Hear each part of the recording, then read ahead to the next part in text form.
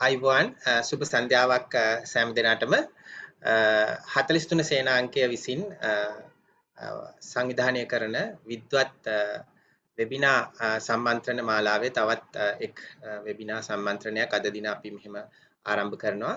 අද ඇත්තටම අපි ඊ타මාත්ම කාලීන මාතෘකාවක් සාකච්ඡාවට භාජනය කරන්න තීරණය කරා. විශේෂයෙන්ම 43 සේනාංකය විසින් අපි ඉදිරියට ගෙන යාමට බලාපොරොත්තු වන්නේ විද්වත් සාකච්ඡාවක් ඒ වගේම විද්‍යාත්මක සහ තාක්ෂණික පදනමින් යුතුව සමාජයේ ඇතිවෙන යම් යම් අර්බුද සහ යම් යම් මාතෘකා සම්බන්ධයෙන් කතිකාව ගොඩනැගීම තමයි අපේ බලාපොරොත්තුව. ඉතින් ඒ අනුව අද දවසේ අපි කවුරුත් දන්නවා රටේ විශාල ආందోලනයක් ඇති වෙලා තිබෙනවා. කාබනික ගොවිතැනට රට ශනයකින් යොමු කිරීමට මේ රජය තීරණය කරලා තිබෙනවා. අප්‍රේල් මාසයේදී ඒ සම්බන්ධයෙන් යම් මගින් රසායනික පානය රටම කාබනික ගොවිතැන සඳහා යොමු කිරීමට රජය ප්‍රතිපත්තිමය තීරණයක් ගෙන තිබුණා. ඉතින් ඒ හරහා රට තුළ කාබනික පොහොර නිෂ්පාදනය සහ පොහොර නිෂ්පාදනයේ යම් මදිපාඩුවක් තිබෙනවා නම් ඒ පොහොර විදේශයන්ගෙන් ආනයනය කිරීමේ වැඩපිළිවෙලක් මේ වන විට ආරම්භ වෙලා තිබෙනවා. ඒ වැඩපිළිවෙල හරහා පසුගියදා ලංකාවට ආනයනය කරන්නට යෙදුණු හෝ ආනයනය කරන්නට සැලසුම් කරන ලද යම් පොහොර තොගයක යම් ශුද්ධ ජීවීන් හමුවීම හරහා විශාල ආందోලනයක් මේ වන විට නැගී තිබෙනවා. අපි බලාපොරොත්තු වන අද දින තුළ අපගේ විශේෂිත ආරාධනය පිළි අරගෙන මෙම වෙබිනා වැඩසටහනට සහභාගී වීමට අප ආරාධනා කර තිබෙන විද්වත් මණ්ඩලයක් හරහා මෙම ඇති වී තිබෙන ගැටලුව පිළිබඳව එහි සත්‍යාසත්‍යතාවය සහ එහි ඇතිවන බලපෑම රටට ඇතිවන බලපෑම රටේ වගාවට සහ කෘෂිකර්මයට ඇතිවන බලපෑම පිළිබඳව යම් විද්ගත් කතිකාවක් ගොඩනගා ගන්නට. ඉතින් ඒ අනුව අපි අද ආරාධනා කරලා අපේ ආරාධනය පිළි අරගෙන පැමිණිලා තිබෙනවා. මම හඳුන්වා දෙන්නම් මේ පැමිණුණු අපගේ විද්වත් මණ්ඩලය. කැලණිය විශ්වවිද්‍යාලයේ පරිසර කළමනාකරණ අංශයේ මහාචාර්ය උදයප්‍රියන්ත ඈපා මහත්මයා අප හා සමග සම්බන්ධ වෙනවා. එතුමා ආරම්භක අධ්‍යක්ෂක තිරසාර විසඳුම් මධ්‍යස්ථානය, ඒ වගේම පාරිසරික බලපෑම් පිළිබඳ උපදේශකවරයෙක් වශයෙන් කටයුතු කරනවා. ඒ වගේම මහාචාර්ය නාලිකා රණසිංහ මහත්මිය ගෞරවයෙන් අපි පිළිගන්නවා. රුහුණු විශ්වවිද්‍යාලයේ කෘෂි විද්‍යා අංශයේ මහාචාර්යතුමිය, ඒ වගේම එතුමිය ශාක ව්‍යාධි විද්‍යාව පිළිබඳ විශේෂඥයෙක්. ඒ වගේම ආචාර්ය පද්මසිරි රණසිංහ මහත්මයා, එතුමා කෘෂි ජීව විද්‍යා තාක්ෂණය සහ ජෛව රසායන විද්‍යාව පිළිබඳ විශේෂඥයෙක්. ඒ වගේම මහාචාර්ය අරුණ කුමාර මහත්මයා, ජ්‍යෙෂ්ඨ මහාචාර්ය කෘෂිකර්ම පීඨය රුහුණු විශ්වවිද්‍යාලයේ, එතුමා භෝග විද්‍යාව පිළිබඳ විශේෂඥයෙක්. ඉතින් ඔබට පෙනෙනවා ඇති අපි විශේෂඥ මඩුල්ලක් කැඳවාගෙන තිබෙනවා අපේ අද දින මේ සාකච්ඡාවට. මේ සාකච්ඡාව අතරතුර ඉදිරිපත් වෙන කරුණු සම්බන්ධයෙන් මේ නරඹන අසා සිටින ඔබට යම් ගැටලුවක් යම් දෙයක් निराකරණය කරගන්න තිබෙනවා නම් අපේ මුල් වටයෙන් පසුව අපි ඉදිරිපත් කරන ප්‍රශ්න වටයේදී ඔබට ගැටලු සහ ප්‍රශ්න ඉදිරිපත් කරන්න පුළුවන් hand raise option එක හෝ text option එක පාවිච්චි කරලා. ඒ වගේම මම බලාපොරොත්තු වෙනවා මුලින් විනාඩි 10ක පමණ කාලයක් අපේ විද්වත් මණ්ඩලයේ එක් සමාජිකයට ලබා දෙන්න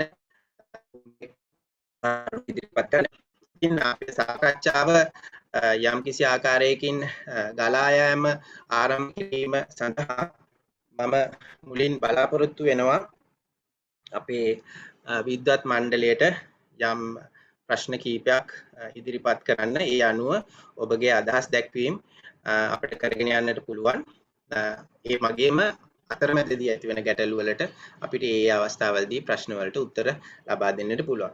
ඉතින් මුලින්ම මම බලාපොරොත්තු වෙනවා මහාචාර්ය උදයප්‍රියන්ත ඈපා මහත්මයාට යොමු කරන්නට අපේ සාකච්ඡා මණ්ඩපය. අපි දන්නවා දැන් මේ කාබනික පොහොර ආනයනය කිරීම පිළිබඳ යම් වැඩපිළිවෙලක් රටේ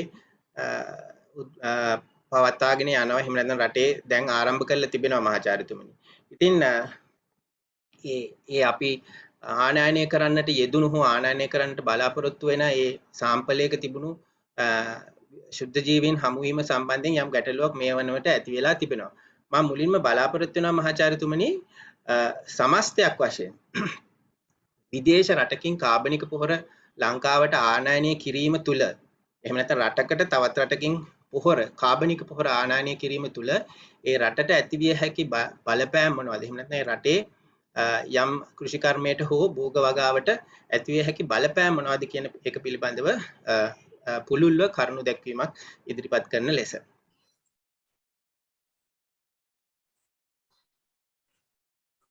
සුචි සංකල්ප ආව ඇහෙනවද? ඇහෙනවා ආචාර්යතුමනි.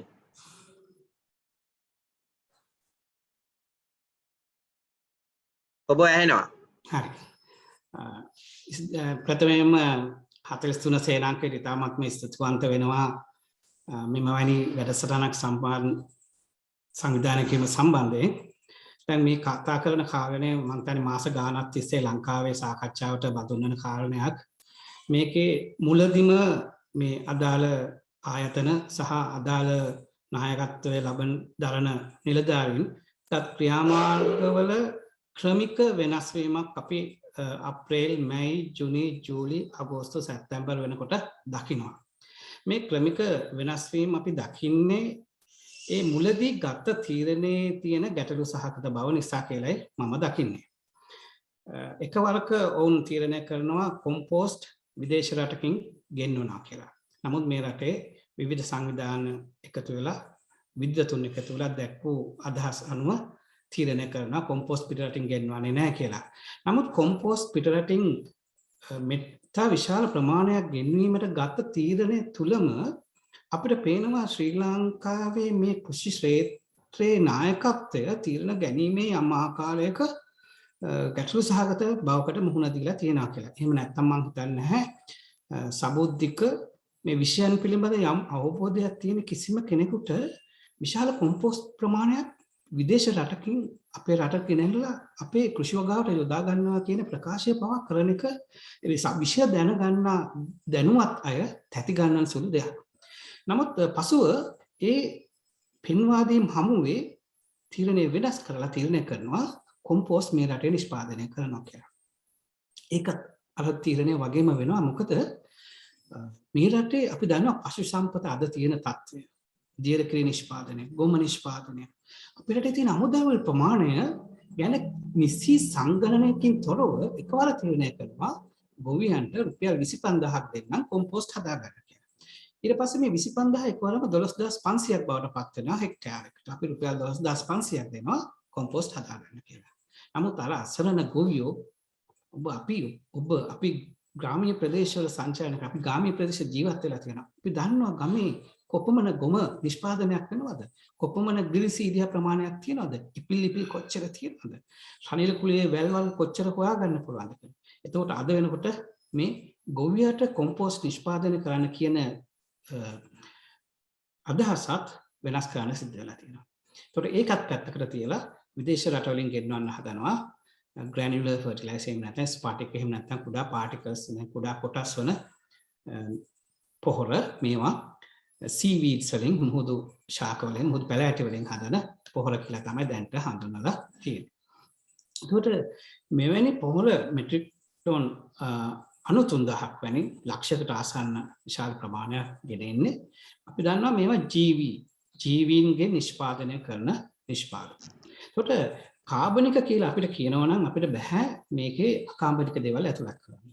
ඒතකොට ලංකාවට ගේන granular fertilizer වෙන්න පුළුවන්, liquid වෙන්න පුළුවන්, දියර පොහොර වෙන්න පුළුවන්. මේ කවල දෙයක් වුණත් ලංකාවට ගෙන එනවා නම් ඒක කාබනික නිෂ්පාදනයක් විදිහට තමයි දැන් තියෙන නීති අනුව කරන්න වෙන්නේ.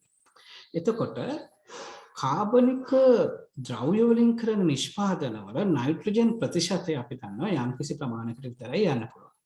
ඊට වඩා යනවා නම් අපි දන්නවා ඕන තරම් සීවීඩ් පොහොර ලෝකේ විකිණෙනවා. හැබැයි නයිට්‍රජන් ප්‍රමාණය වැඩි කරන්න යම් ෆොස්ෆරස් ප්‍රමාණය මොකද පොටෑසියම් නම් තියෙනවා වැඩි කරන්න යම් ද්‍රව්‍ය ඇතුළත් කරනවා.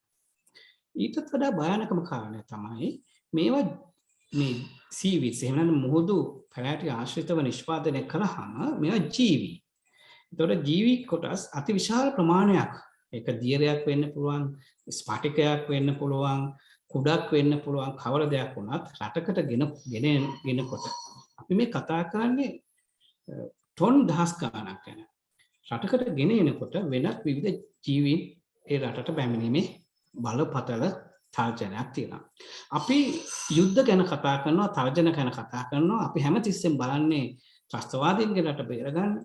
වෙන විදේශීය ආක්‍රමණ ගැන අපි කතා කරනවා. ඇයි මේ ජීවීය ආක්‍රමණ ගැන කතා කරන්නේ? දැන් අපිට මේ පොහොර කාබනික පොහොර හරහා ජීවීය ආක්‍රමණයක් වීමේ තර්ජනයක් තියෙනවා. ආක්‍රමණික ජීවීන් පිළිබඳ ලෝකේ අපි සෑම රටකම මේ වෙනකොට ඉහළ දැනුමක් තියෙනවා. විශේෂයෙන් කෘෂිකාර්මාන්තය ගත්තහම අපේ රටේ වුණත් අපි උඩරට ප්‍රදේශවල ගිහින් බැලුවාම අපේ වගාවන්ට හානි කරන ඉතා කුඩා හංගොල්ලන් ගත්තොත් විශේෂ කීපයක්ම ඉන්නවා විදේශ රටවලින් ලංකාවට ඇවිල්ලා අද අපේ වගාවට හානි කරන ගොළු බෙල්ලන් ඉන්නවා. ඒතර මේ කාබනික ද්‍රව්‍ය හරහා මේ වගේ විශාල ජීවීන් පැමිණිය හැකියාවක් තියෙනවා වගේම ශුද්ධ ජීවන ශාස්ත්‍රයෙන් පැමිණිය හැකියාවක් තියෙනවා. පසුගිය 2002 වර්ෂයේ මාලදිවයිනට ගෙනාවා නෙදර්ලන්තයේ ඉඳන් අර්තාපල් බීජ මෙට්‍රික් ටොන් 50ක් විතර නෙදර්ලන්තයෙන් උන්ට තිබුණා සහතිකයක් මේකේ කිසිම හානිකර සත්ත්ව එහෙම නැත්නම් බැක්ටීරියා දිලිරයක් නැහැ කියලා. නමුත් මාලදිවයිනේ පරීක්ෂා කළාම ඔවුනුත් හොයාගත්තා මේකේ හානිකර විනියා බැක්ටීරියා එක තියෙනවා කියලා. ඒ නෙදර්ලන්තයෙන් ගෙනාවා. ඒකට අපිට පේනවා ලෝකේ පුරාම මේ කෘෂිකර්මාන්තය පවත්වාගෙන යාම හරිම අමාරු තත්ත්වයක් ඇතුළත තියෙන මේ රෝග පැතිරීම නිසා. මේක නිසාම මෑත කාලේ ඇමරිකා එක්සත් ජනපදයේ කෘෂිකර්ම දෙපාර්තමේන්තුව ආසියාවේ ශාක පලිබෝධකින් සහ ලෙඩ රෝග හඳුන්වා දීමේ ප්‍රමුඛ රටවල් පිළිබඳව ලැයිස්තුවක් හැදුවා. මේ ලැයිස්තුවේ තියෙන රටවල් තායිවානය, වියට්නාමය, චීනය. ඒ රටවල් වල වැඩි හැකියාවක් තියෙනවා අනිත් රටවල් වලට ඒ රටවල් සමග ගනුදෙනු කරද්දී ඔවුන් හරහා රෝග බීජ ඇති වෙනවා. මේකේ තියෙන ප්‍රධානම ගැටලුව අපි අද කතා කරන්නේ ශාක වලට වැළඳෙන ලෙඩ රෝග ගැන විතරයි. නමුත් මේ හරහා තව බොහෝ දේ පැමිණීමේ හැකියාව තියෙනවා. සමහරවිට මේ කාබනික ද්‍රව්‍ය අපි හිතමු මුහුදු පැලෑටි කියලා. නමුත් මෙවැනි කාබනික පොහොර හදද්දී සත්ව කොටස් පාවිච්චි කරන්න පුළුවන්. සත්ව මල ද්‍රව්‍ය පාවිච්චි කරන්න පුළුවන්. සතුන්ගේ ආහාරයට ගන්න කොටස් ඉවරුණාට පස්සේ ඉතුරු වෙන හැම අතුණු බහන් වැනි කොටස් පාවිච්චි කරන්න පුළුවන්. ඒතකොට මේවා පිළිබඳ නිසි සහතිකයක් තිබුණා වුණත් අපිට ගැටලුවක් තියෙනවා. ඒ නිසා තමයි මම කිව්වේ මාලදිවයින නෙදර්ලන්තයේ සමග ගනුදෙනු කරද්දී වෙච්ච ගැටලුව. අපි දන්නවා නෙදර්ලන්තය කියන්නේ දියුණු රටක්. හොඳ පර්යේෂණ පහසුකම් තියෙන රටක්. නෙදර්ලන්තයේ සහතිකයක් දීලා තියෙනවා විනියා නැහැ කියලා බීජාරතා කරා. නමුත් තිබුණා. ඉතින් මෙතෙන්දී අපි බලන්න ඕන අපේ මේ බටහිරින් අපි එහෙම නැත්නම් වෙන රටවලින් එන ත්‍රස්තවාදී තර්ජන වගේම මේ පොහොර හරි වෙනත් ශාක හරි අපේ රටට ආක්‍රමණශීලී ජීවීන් එනවාද කියලා. ඒ ජීවීන් අපේ භෝගෝගව සම්පූර්ණයෙන් විනාශ කරන්න පුළුවන්. ඒ ජීවීන් අපේ සෞඛ්‍යයට හානි කරන්න පුළුවන්. ඒ ජීවීන් අපේ ජෛව විවිධත්වය විනාශ කරන්න පුළුවන්. මෙන්න මේ කාරණා නිසා මම හිතන්නේ අපි මේ ඇත්තටම අපි තාමත් වාසනාවන්ත ජාතියක් බවට පත් වෙනවා.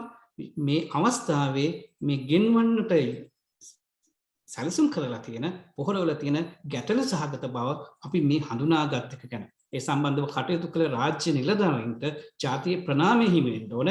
මොකද සමහර රාජ්‍ය නිලධාරීන් පවා අද යම් යම් වාසි තාන්න මාන්න බලාගෙන මේ ජාතියට නැත්නම් ජාති මාමක බව ජාතික හැඟීමකින් තොරව කටයුතු කරන බව පේන නිසා. ඒ නිසා මේක අපිට අයෝපන එකක් අපේ ඇස් හරවන්නක් අපි මේ දකින්නේ විශාල අයිස් කුට්ටියක මුදුන විතරයි යට කොටස අපි දකින්නේ නැහැ. මෙට්‍රික් ටොන් ලක්ෂයක් විතර ගෙනල්ලා අපේ කුඹුලට අපේ බිමට හලන්න යන්නේ. මේවා සම්බන්ධයෙන් දෙන සහතික ගැන අපිට තියෙන විශ්වාසය මොකක්ද? යම් කිසි ගැටලුවක් රටේ මේ හරහා ගොඩ නැගුණොත් කවුද ඒකට වා කියන්නේ? අනිකුත් වැදගත්ම කාරණය අපි මේ ප්‍රශ්න කරන්නේ අපි මේ සාකච්ඡා කරන්නේ ජාතියේ ආහාර සුරක්ෂිතභාවය. මේක කිසිසේත්ම සරලව තැකිය යුතු දෙයක් නෙමෙයි. තව එක කරුණක් කියලා මම මගේ කතාව අවසන් කරන්නම්. ඒ තමයි අපි තේරුම් ගන්න ඕනේ මෑත ඉතිහාසයේ සියවස් 20ක් පසු කරලා අපි ඉන්නේ 21 වන සියවසේ. මේ වෙන විට ලෝකයේ දැනුමක් තියෙනවා. තාක්ෂණයක් තියෙනවා. මිනිසා විතරයි පරම්පරාවෙන් පරම්පරාවට තමන්ගේ දැනුම ඊළඟට ඉදිරියට අරගෙන යන්නේ. ඒ ගොඩනගාගත් දැනුමක් තියෙනවා.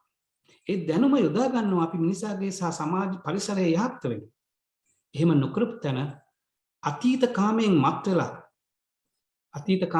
වෙලා තියෙන ගත්තොත් අපි අමාරු වැටෙන්න පුළුවන්. ඒක හොඳම උදාහරණය අතීතයට යන්න එපා. COVID-19 රෝග ඇවිල්ලා මේ වෛරසය පැතිරෙද්දී අපි විශාල විශ්වාසයක් තිබ්බා වෛද්‍යවරයෙක් කියා ගන්න මහත්මයෙක් හදපු බෙහෙතක් ගැන. නමුත් මොකද ඊළඟට ආවා තවත් ආයුර්වේද වෛද්‍යවරයෙක් කියා ගන්න මහත්මයෙක්. එතුමා සෞඛ්‍ය ඇමතිතුමිය සමග එකතු වෙලා රටේ ප්‍රධාන ගංගාවලට ආශිර්වාද කරපු පැන් කලාත්තරය. අපි දකිනවා මේ යම් විශ්වාස අතීතකාමය හරහා තීරණ ගැනීමේදී අපි මුහුණ දෙන තත්ත්වය. අන්තිමේදී අපි COVID-19 වෛරසය සමනය කරගන්න එන්නතේ පිහිට පතලා අද එන්නත මත විශ්වාස නැපුවා. හැබැයි ඊට කලින් අපි තව පියවර කීපයක් පසු කරගෙන ගියා. රෝදය හොයාගෙන තියෙන්නේ ආයි රෝද හොයාගන්න මහන්සි වෙන්න හොඳ නැහැ. ඒ නිසා මම හිතන්නේ තීරණ ගන්න සියලු දෙනා මේ 21 වන සියවසේ අපි ජීවත් වෙන බවත් සොයාගත් දැනුමක් තියෙන බවත් විද්‍යාත්මක ක්‍රමවේද පවතින බවත් ඒවට ගරහන්නට පෙර ඒවා මේ තියෙන විද්‍යා දැනුමත් අපේ අතීතයේ අපේ රජදරුවන්ගේ කාලේ ඉඳන් අපේ පාරම්පරික ආපු දැනුම වගේම මේ විද්‍යා දැනුමත් පාරම්පරික විදිහට අප දැනුමත් කියන එක තේරුම් අරගෙන මේ විද්‍යාත්මක කාරණය හොඳින් අවබෝධ කරගෙන අදාළ විද්වතුන්ට කන් දීලා මේ ගැටලුව විසඳා ගන්න කියන විශ්වාසය අපේ තියෙනවා. ඒ නිසා තමයි අපි මේ ආකාරයට සාකච්ඡා කරන්නේ. තාමත්ම ස්තුතියි මට මේ අවස්ථාව ලබා දුන්නට. බොහොමත්ම ස්තුතියි මහාචාර්යතුමනි. ඉතාමත්ම වැදගත් කාරණා රසක් අපි හමුවේ තැබුවා මහාචාර්යතුමා. විශේෂයෙන්ම මේ කාබනික පොහොර ආනයනය කිරීමේ තීරණය ගත්ත දවසින් ඉඳන් ඒ තීරණ දවසින් දවස වෙනස් වීමත් ඒ පිළිබඳව විද්වතුන් වශයෙන් විද්‍යාර්ථීන් වශයෙන් කරන ලද මැදිහත් වීම හරහා යම් වෙනස්කම් කර ගැනීමට හැකියවීමත් සහ යම් දේවල් කර ගැනීමට නොහැකි වීමත් ගැන එතුමා පැහැදිලි කරා. එතුමා බොහොම වැදගත් වාක්‍යයක් එතුමාගේ මුවින් පිට වුණා. ඒ තමයි ජාතිය වාසනාවට තමයි මේ සාම්පලයක් හරහා අපට කොහොම හරි මේ යම් බැක්ටීරියාවක් තිබෙන බව සොයාගන්නට ලැබුණේ කියන එක. ඉතින් මම ඊළඟට ආරාධනා කරන්නේ මේ විද්වත් මණ්ඩලයෙන් මහාචාර්ය නාලිකා රණසිංහ මහත්මියට එතුමියගේ විෂයපතය ශාක ව්‍යාධි විද්‍යාව. ඉතින් ඒ කියන්නේ විශේෂයෙන්ම මේ ශාකවලට සහ භෝගවලට ලෙඩ රෝග වැළඳීම සහ බැක්ටීරියා වෛරස් සහ අනිත් දේවල් වලින් ව්‍යාධි ඇති වෙන ආකාරය පිළිබඳව තමයි එතුමිය විශේෂඥයෙක් වන්නේ. ඉතින් මම එතුමියට ආරාධනා කරන්නේ ඒ පූර්විකාවත් සමග දැන් අපි මේ කතා කරන මේ ගැටලුව ඇතිවීමට හේතුව යම් බැක්ටීරියාවක් මෙම සාම්පලයක තිබී හමු වීම මහාචාර්යතුමියනි. ඉතින් ඒ බැක්ටීරියාව සහ ඒ බැක්ටීරියාව හමු වූ ආකාරය සහ ඒ බැක්ටීරියාව කුමක්ද ඒ බැක්ටීරියාව මගින් අපේ රටේ භෝගවලට කෘෂි කර්මයට ඇතිවිය හැකි බලපෑම් මොනවද? මෙන්න මේ කාරණාව පිළිබඳව අපි පොඩ්ඩක් දැනුවත් කරන්න මහාචාර්යතුමියනි. ඔබටයි අවස්ථාව දැන්. ස්තුතියි සංකල්ප. ඒ වගේම බොහොමත්ම ස්තුතියි මේ වැඩසටහන සංවිධානය කිරීම සම්බන්ධයෙන්. මොකද කලින් මහාචාර්යතුමා කියපු විදිහටම ඇත්තට මමත් විශ්වාස කරනවා මේ දැනීම කියන එක මේ සමාජගත වෙන්න අවශ්‍යයි. ඉතාමත් සාවද්‍ය තොරතුරු සමාජගත වීම හරහා මේ කාබනික කෘෂි කර්මාන්තය හඳුන්වා දෙමින් ඇති කරගත් වැඩපිළිවෙල මේ වන විට ඉතාමත් අවාසනාවන්ත තත්වයකට පත් වෙලා තියෙනවා. මොකද අපි විෂය ප්‍රවීණයන් විදිහට අපි ඉදිරිපත් කරන ගොඩක් කරුණු ඒක අවඥාවට හෝ අපහාසයට ලක්වන මට්ටමට ඇවිල්ලා තියෙනවා. ඉතින් මම හිතන්නේ සමාජයක අවාසනාව මොකද දැනීම කියන එක ගැරහීමට ලක් වෙන සමාජයක පැවැත්ම සම්බන්ධයෙන් විශාල ගැටලුවක් මතුවීමට ඉඩ තියෙනවා. ඒ නිසා මම ආරාධනා කරනවා ඔබ සියලු දෙනාටම මේ සම්බන්ධයෙන් නිවැරදිව දැනුවත් වෙන්න කියන එක. ඒ දැනුවත් වීම හරහා කිසිම කෙනෙකුට මේ රටට හානියක් කිරීමේ හැකියාවක් නැහැ. නිවැරදිව දැනුවත් වෙමු. නිවැරදි තැන්වලදී නිවැරදි අවශ්‍ය අවස්ථාවලදී අපි නොබියව කතා කරන්න අවශ්‍යයි මේ සම්බන්ධයෙන් සත්‍ය තත්ත්වය. මොකද අපි මේ අතේ තියාගෙන ඉන්නේ අපේ දරුවන්ගේ අනාගතේ. ඒ අනාගතය වෙනුවෙන් අපි හැමෝටම වගකීමක් තියෙනවා. මේ අවස්ථාවේ ඇති වෙලා තියෙන අනතුරුදායක තත්ත්වය පෙන්වා දීලා මේ යහපත් තත්ත්වයකට පත් කර ගැනීමට උදව් දීම සම්බන්ධයෙන්. ඉතින් මම මේ සම්බන්ධයෙන් තාක්ෂණික කරුණු ඉදිරිපත් කරන නිසා මම ඉතා කෙටි ප්‍රසන්ටේෂන් එකක් සූදානම් කරා. මම ඒක ෂෙයා කරන්නම්.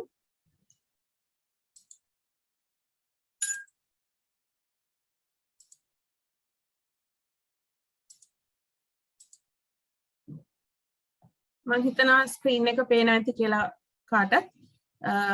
මේ පොහොර ආනයන අර්බුදය ඇත්තටම මූලිකව මේ කාබනික පොහොර ආනයනය නම් ජවනිකාවේ අතුරු කතාවක් විතරයි. මොකද අපි මුලින්දම පැහැදිලි කළා ක්ෂණිකව කාබනික කෘෂිකර්මාන්තයට යාමේ ඇති අර්බුදය. එහි ඇති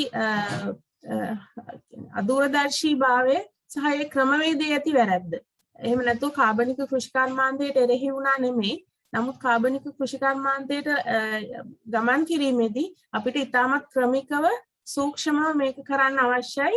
එක පැත්තකින් තමයි ආහාර සුරක්ෂිතතාවය ඇති කරන්න අවශ්‍යයි. මේ රටේ මිනිස්සුන්ට අවශ්‍ය ප්‍රමාණයට ආහාර ලබා දෙන්න අවශ්‍යයි. ඒ වගේම පරිසර සමතුලිතතාවය රැකගෙන අවශ්‍යයි මේ කටයුතු සිදු කරන්න. ඉතින් දැන් ඇති වෙලා තිබෙන තත්ත්වය ඉතාමත් දරුණු අඩියකට අපි පත් වෙලා ඉන්නේ. මොකද මේ රටේ කෘෂිකර්මාන්ත ක්ෂේත්‍රයේ ඉතාමත් තීරණාත්මක අවධියකට ඇවිල්ලා තියෙනවා කියන එක තමයි මට කියන්න තියෙන්නේ. මොකද කෘෂිකර්මාන්තයේ එක අරමුණක් තමයි නිෂ්පාදනය සහ ආර්ථික සුරක්ෂිතතාවය ඇති කිරීම. ඒ වගේම තිරසරභාවය. තිරසරභාවය කියන්නේ අනාගත පරපුර වෙනුවෙන් මේ පවතින ස්වභාවික සම්පත් ආරක්ෂා කර දීම. එහෙම ආරක්ෂා කර නොදී අපි ආත්මාර්ථකාමී වෙලා මේ වර්තමානයේ අපේ පරිභෝජනයට කැප කරොත් අනාගතයේ අපේ දරුවන්ට අපේ අනාගත ලෝකයට ඉතාමත් දරුණු ගැටලුකාරී තත්ත්වවලට මුහුණ දෙන්න සිද්ධ වෙනවා. එතකොට ඒ නිසා අපි හැම වෙලෙම සස්ටේනබිලිටි එහෙම නැත්නම් තිරසරභාවය ගැන කතා කරනවා. එහි විවිධ අංශ තියෙනවා. ඒත් කෘෂිකර්මාන්තයේදී පරිසරයත් එක්ක ගැටෙන නිසා හැම වෙලෙම මේ තිරසරභාවය ගැන අපි තාමත් සැලකිලිමත් වෙන්න අවශ්‍යයි. ඒතර එහි විවිධ අංශ තියෙනවා. මේකේ ප්‍රධානම දෙයක් තමයි කෘෂිකර්මාන්තය හා සම්බන්ධ භෝගවගා හා සම්බන්ධව ගත්තහම පාංශු සෞඛ්‍ය soil health කියන මේ පාංශු සෞඛ්‍ය ආරක්ෂා කර ගැනීම තුලින් තමයි අපේ හදවතවන් මේ පරිසරය සහ මේ ගොවිබිම් ආරක්ෂා කරගත හැකි වන්නේ. ඉතින් දැන් මේ අවස්ථාවේදී අපි ඉතාමත් නිර්භීතව ප්‍රකාශ කරනවා මේ ඇති වෙලා තියෙන තත්ත්වය දිගු කාලීනව මේ පාංශු සෞඛ්‍යයට ඉතාමත් තර්ජනයක් එල්ල වෙලා තියෙන අවස්ථාවක්. ඒ නිසා මේ තීරණ ගන්න අය මේ සම්බන්ධයෙන් ඉතාමත් සැලකිලිමත් විය යුතු අවස්ථාවක් විදිහට තමයි මේක හඳුන්වන්න පුළුවන්. මොකද අපි හැම වෙලේම කතා කරනවා රටේ ජාතික ආරක්ෂාව ගැන.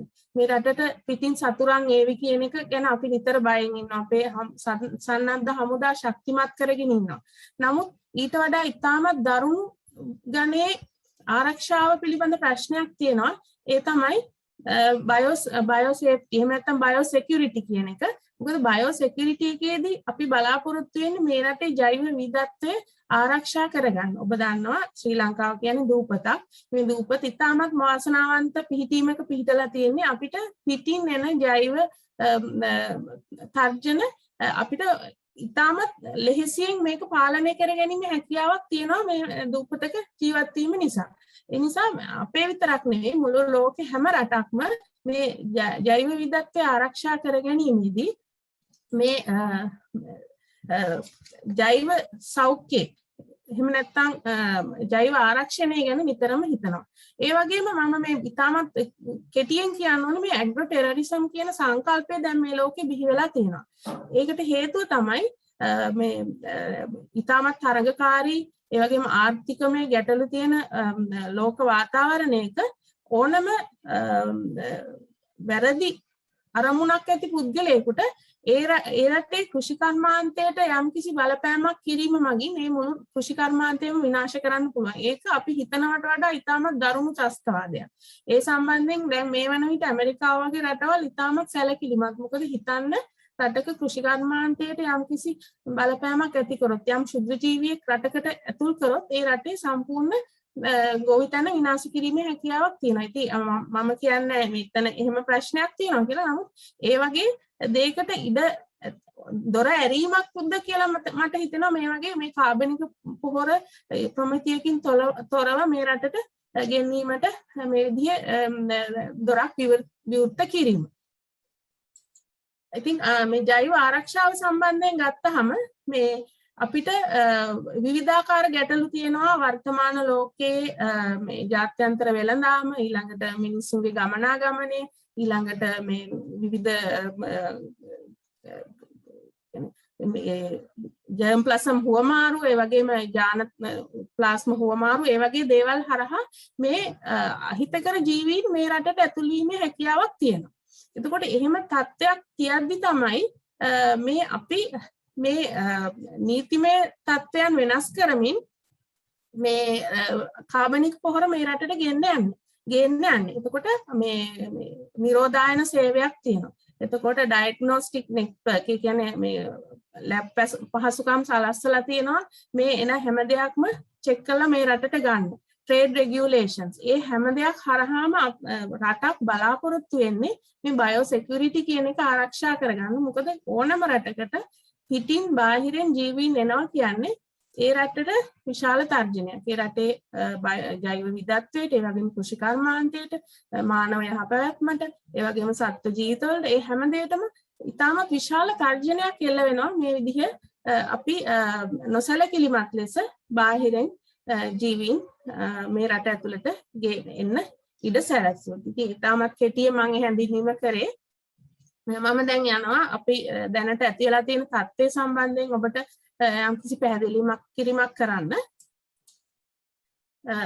අපි කතා කරන්නේ මේ චීනයෙන් ගෙන්නු කාබනික පොහොර තොගය ගැනනේ. එතකොට දැන් ඒ සම්බන්ධයෙන් යම්කිසි අවබෝධයක් ලබා ගන්න පුළුවන්. නමුත් සියලු තොරතුරු අනාවරණය වෙලයි කියලා කියන්න අමාරුයි. නමුත් මේ ක්‍රියාවලිය දිහා බලද්දී මට ඇති වෙලා තියෙන විවිධාකාර තාක්ෂණික ගැටලු තියෙනවා. මේ ගැටලු කෙරෙහි අවධානයෙන් ඉන්න. මොකද මේ සම්බන්ධයෙන් දැනුවත්භාවය තමයි අපිට අවශ්‍ය මේ ගැටලුව යහපත්ව හඳුනා ගැනීමට සහ ඒක විසඳන්න. එතකොට මේකෙදි වාර්තා වෙලා තියෙනවා පොහොර වර්ග දෙකක් දැනට ලංකාවට ඒමට නියමිතයි. ග්‍රැනියුල් ඒ කියන්නේ කැට පොහොර සහ කුඩු පොහොර වශයෙන් වර්ග දෙකක්. ඒක ගෙන්වන්නේ සීවින් බයෝටෙක්නොලොජිස් කියන චීන සමාගම හරහා. ඒක සම්බන්ධයෙන් මම හිතන්නේ මහාචාර්ය අරුණ කුමාර මහත්මයා පැහැදිලි කරයි එහි තත්ත්වය සහ ඒ චීනයේ කර්මාන්ත ශාලාව ආශ්‍රිත තත්ත්වය. ඒ වගේම දැන් දැනගන්න ලැබුණා මේ ලංකාවේ ඉල්ලීමට අනුව ලංකාවේ ඕඩර් එකක් ඒක සඳහා විශේෂිතව සැපයූ පොහොර තොගයක් තමයි මේ වන්න බලාපොරොත්තු වෙමින් ඉන්නේ. කොහොම වුණත් මේ සඳහා ශ්‍රී ලංකා ප්‍රමිති ආයතනයේ SLSI 1704 කියන තත්ත්ව සහතික වාර්තාවන්ට යටත් ඒ තත්ත්ව සහතිකයන් අනුකූලව ඝන කාබනික පොහොර ආනයන කිරීම අවශ්‍ය වෙනවා. මොකද පහුගිය කාලේ ඇතිවෙච්ච කාබනික කරණය එක්ක මේ පනත හඳුන්වා දුන්නා. මේ පනතේ පැහැදිලිව සඳහන් වෙනවා කොහොමද ඝන කාබනික පොහොර ආනයනය කරන්න අවශ්‍ය. එතකොට එතෙන්දී ඉතාමත් පැහැදිලිව සඳහන් වෙලා තියෙනවා මේ ගෙන්නන කිසිම ඝන කාබනික පොහොරක ක්ෂුද්‍ර ජීවීන් ඉන්න බැහැයි කියන එක. මේ තියෙන්නේ ඒකේ මම උපුටාගත්ත කොටසක් specifications for sterilized soil solid organic fertilizer. එතකොට මේක ඉතාමත් ඉහළ මට්ටමේ විද්‍යාඥයන්ගේ සහ කෘෂිකර්ම නිලධාරීන්ගේ කැපවීමෙන් නිර්මාණය කරන ලද ඉතාමත් හොඳ ලියවිල්ලක්. ඒතකොට මේ ස්ටෑන්ඩඩ් එක අනුගමනය කිරීම සියලුම ආයනයකරුවන් සිදු කළ යුතුයි. එතකොට එහිදී පැහැදිලිවම සඳහන් කරලා තියෙනවා sterilized soil organic fertilizer. ඒක කිසිම විදිහක ගස්වලට හෝ ශාකවලට හෝ මිනිස්සුන්ට හානි කර කිසිම ජීවි ද්‍රව්‍යයක් අඩංගු වෙන්න බැහැ කියන එක. ඉතාමත් පැහැදිලිව සඳහන් වෙලා තියෙනවා. ඒතර මේ ඉදිරිපත් කරන තත්ත්ව පාලන වාර්තාව යටත් වෙනවා දැනට ශ්‍රී ලංකාවේ තියෙන පනත් වලට. උදාහරණයක් විදිහට නිරෝධායන පනත, ශාක නිරෝධායන පනත ඉතාමත් පැහැදිලිව සඳහන් වෙනවා මොනවද මේ රටට ගේන්න ඕනේ මොනවද ගේන්න ඕනේ නැති කියන. මේ වගේ පනත් වල තියෙන තත්ත්වයන්ට අනුකූලව තමයි මේ ඝන කාබනික පොහොර ගෙන්නන්න අවසර ලැබිලා තියෙන්නේ. එහි ඉතාමත් පැහැදිලිව හඳුන්වා දීලා තියෙනවා ලිවිං ඕගනිසම් කියන්නේ කවුද? ඒ කිසිම ජීවී ද්‍රව්‍යයක් හෝ වයබල් ෆෝම් එක කියන්නේ ජීවී තත්ත්වයේ තියෙන කිසිම දෙයක් මේ රටට ගෙනීමට හැකියාවක් නැහැ. ඒව ජීවාණු හරණයට ලක් කරලා තමයි ගේන්න පුළුවන් කියන තත්ත්වේ ඉතාමත් පැහැදිලිව සඳහන් වෙනවා මේ තත්ත්ව වාර්තාවේ. එතෙන්දී ඕගනිසම් කියන එකත් පැහැදිලි කරලා තියෙනවා මොනවාද එතෙන්දී. එතකොට මෙතන බැක්ටීරියා කියන එක පැහැදිලිවම ඔබ දකින බැක්ටීරියා, ෆංගි, ඇල්ගි ඒ වගේ කිසිම දෙයක් අඩංගු වෙන්න බෑ මේ ගේන පොර සාම්පල් වල. ඒ වගේම පහුගිය දවසක මේ අදාළ අමාත්‍යාංශයෙන් නියමිත නිර්දේශයන් සහ මාර්ගෝපදේශනයන් ඉදිරිපත් කළ ආනයනකරුවන්ට දැන් අලුත් ආනයනකරුවන් බිහි වෙලා ඉන්නවා මේ කාබනික කෘෂි කර්මාන්තයට අවශ්‍ය කාබනික අමුද්‍රව්‍ය පිටරටින් ගේන්න. ඒ සඳහා ඔවුන්ට යම් නෛතික අවශ්‍යතාවයන් සපුරාලිය යුතුයි. ඔවුන් ලියාපදිංචි විය යුතුයි. මේ සඳහා ඔවුන්ට විශේෂිත මාර්ගෝපදේශනයන් අඩංගු වෙනවා. මොකද දැන් රජයේ මගින් ඉදිරිපත් කරපු කාබනිකකරණ වැඩපිළිවෙලත් එක්ක ඒ අදාළ රාජ්‍ය ආයතනවල නිලධාරීන් ඉතාමත්ම කැපවීමෙන් මේ ලියවිලි හදලා නැවත නැවත සමීක්ෂණය කරලා මේ රටට ආරක්ෂා සහිතව ජීවාණු හරණය කළ කාබනික ද්‍රව්‍ය ගෙනීම සඳහා වැඩපිළිවෙලක් මේ වන විට නිර්මාණය කරලා තියෙන්නේ. ඒකේ ගැටලුවක් නැහැ. ඒ ක්‍රියාමාර්ගය අනුගමනය කිරීම මගින් ගැටලුවක් නොවි මේ අවශ්‍ය කාබනික පොහොර ටික රටට ගෙන්න ගැනීම හැකියාවක් ඕන තරම් තියෙනවා.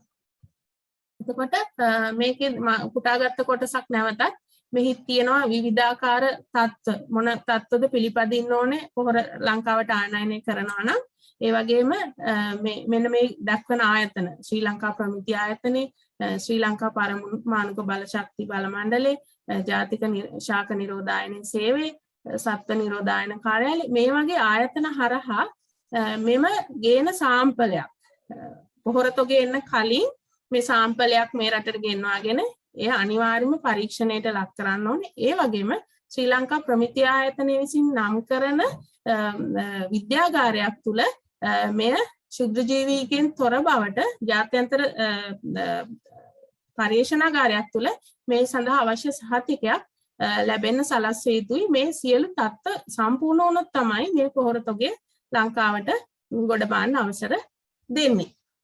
ඉතින් තත්ත්වය එහෙම තියද්දී අපිට පළවෙනි තත්ත්ව වාර්තාව ඇවිල්ලා තියෙනවා ප්‍රමිති ආයතනයේ ඉල්ලීම මත ස්වාධීන වරලත් පරීක්ෂණාගාරයකදී සාම්පල පරීක්ෂාවක් කළ යුතුයි කියන තත්ත්වය යටතේදී මේ ජර්මනියේ තියෙන කම්පැනි එකක් Shutter Global Inspection Service කියන එක මෙහිදී එම නිෂ්පාදකවරුන්ගෙන් අරන් තියෙනවා සාම්පල් දෙකක් නිෂ්පාදන ක්‍රියාවලිය අතරතුර. ඒ කියන්නේ ප්‍රොඩක්ෂන් ලයින් එකේ ඔබ සමහරට දකින්න ඇති ඔවුන් ජීවාණු හරණය කරන්නේ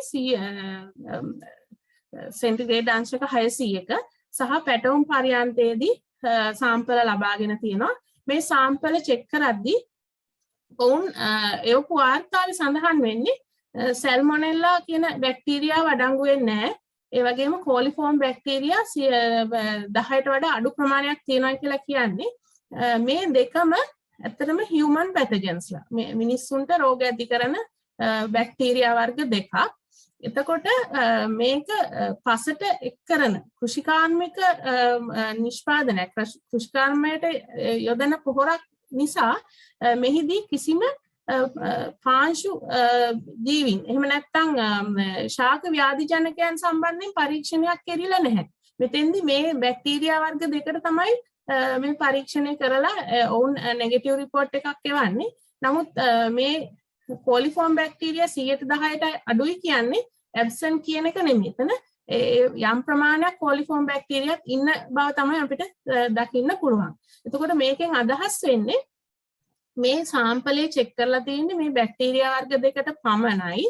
එතකොට ඒකෙන් අදහස් වෙන්නේ මේ සාම්පල වල ශුද්ධ ජීන් රහිත බව නෙවෙයි. මේ ඉහතින් සඳහන් වෙන නම් තියෙන වර්ග දෙක නැති බව හෝ අඩු ප්‍රමාණවලින් තියෙන බව විතරයි. එතකොට මේක මුලින්ම අර මම පෙන්නපු පනතේ සඳහන් තත්ත්වය මෙතනින් වයලේට් වෙලා තියෙනවා. මොකද ශුද්ධ ජීවීන් ඉන්න පුළුවන්.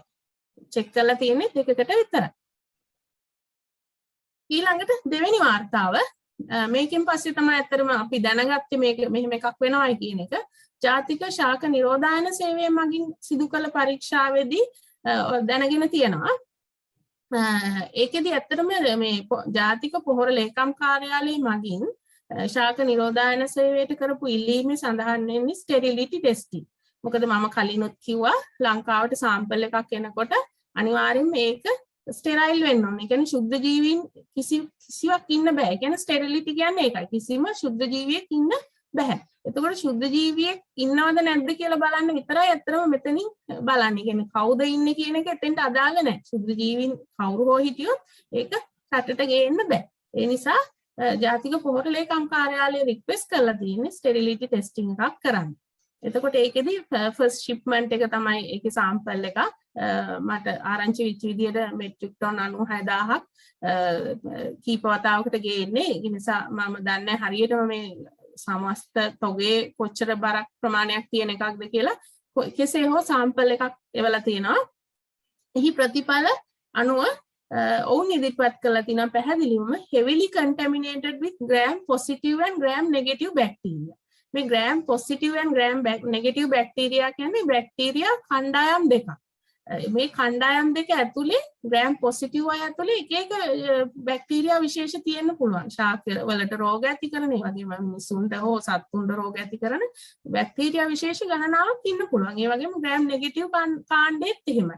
ඒතකොට මේ gram positive හෝ negative විදිහට අපි වෙන් කරන්නේ ඉතාමත් පුළුල් මට්ටමේ වර්ගීකරණයක්. එයින් එහාට අපිට පැහැදිලිව අඳුනා ගන්න බෑ මොකද්ද මේ විශේෂය කියන්නේ. නමුත් මේ වාර්තාවේ පැහැදිලිව සඳහන් වෙනවා heavily contaminated. කියන්නේ ඉතාමත් බහුල වශයෙන් මේ බැක්ටීරියා ඒ සාම්පල තුල ඉඳලා තියෙනවා. එතකොට ඒ වගේම වුන් පැහැදිලිව සඳහන් කරලා තියෙනවා මේක preliminary investigation එකක්. ඒ කියන්නේ මූලික පරීක්ෂණයක්. මූලික පරීක්ෂණයක් කියන්නේ ඔවුන් මේ ග්‍රෑම් ස්ටේනින් කියන ටෙස්ට් එක සහ සමහරවිට ඒක කෘතිම මාධ්‍යයක වගා කරාට පස්සේ ඒගොල්ලන්ගේ රූපාකරණය අනුව අඳුනා ගැනීමක්. එතකොට ඒකෙදි බැසිලස් සහ අර්වීනියා කියන බැක්ටීරියා විශේෂ දෙක නෙමෙයි ඇත්තට මේක ඝන දෙකක් විදිහට ඔබ දන්නවා විද්‍යාත්මක නමක් ඉදිරිපත් කරද්දී ඝනය සහ විශේෂය කියලා දෙකක් තියෙනවා. එතකොට ඒ ඝනය ඇතුලේ තවත් විශේෂ ඉන්න පුළුවන්. උදාහරණයක් විදිහට අර්වීනියා ස්පීෂීස් කිව්වම අර්වීනියා ගොඩාක් විශේෂ ඉන්න පුළුවන් එක එක ශාකවලට රෝග ඇති කරන. එතකොට මෙතෙන්දී විශේෂ මට්ටම දක්වා හෝ අඳුනා ගැනීමට හැකියාවක් නැහැ. ඒක කරන්න නම් විශේෂිත DNA පරීක්ෂණයක් කරන්න අවශ්‍යයි. ඒ සඳහා ඉතාමත් සියුම් විදිහට පරීක්ෂණ කරන්න අවශ්‍යයි.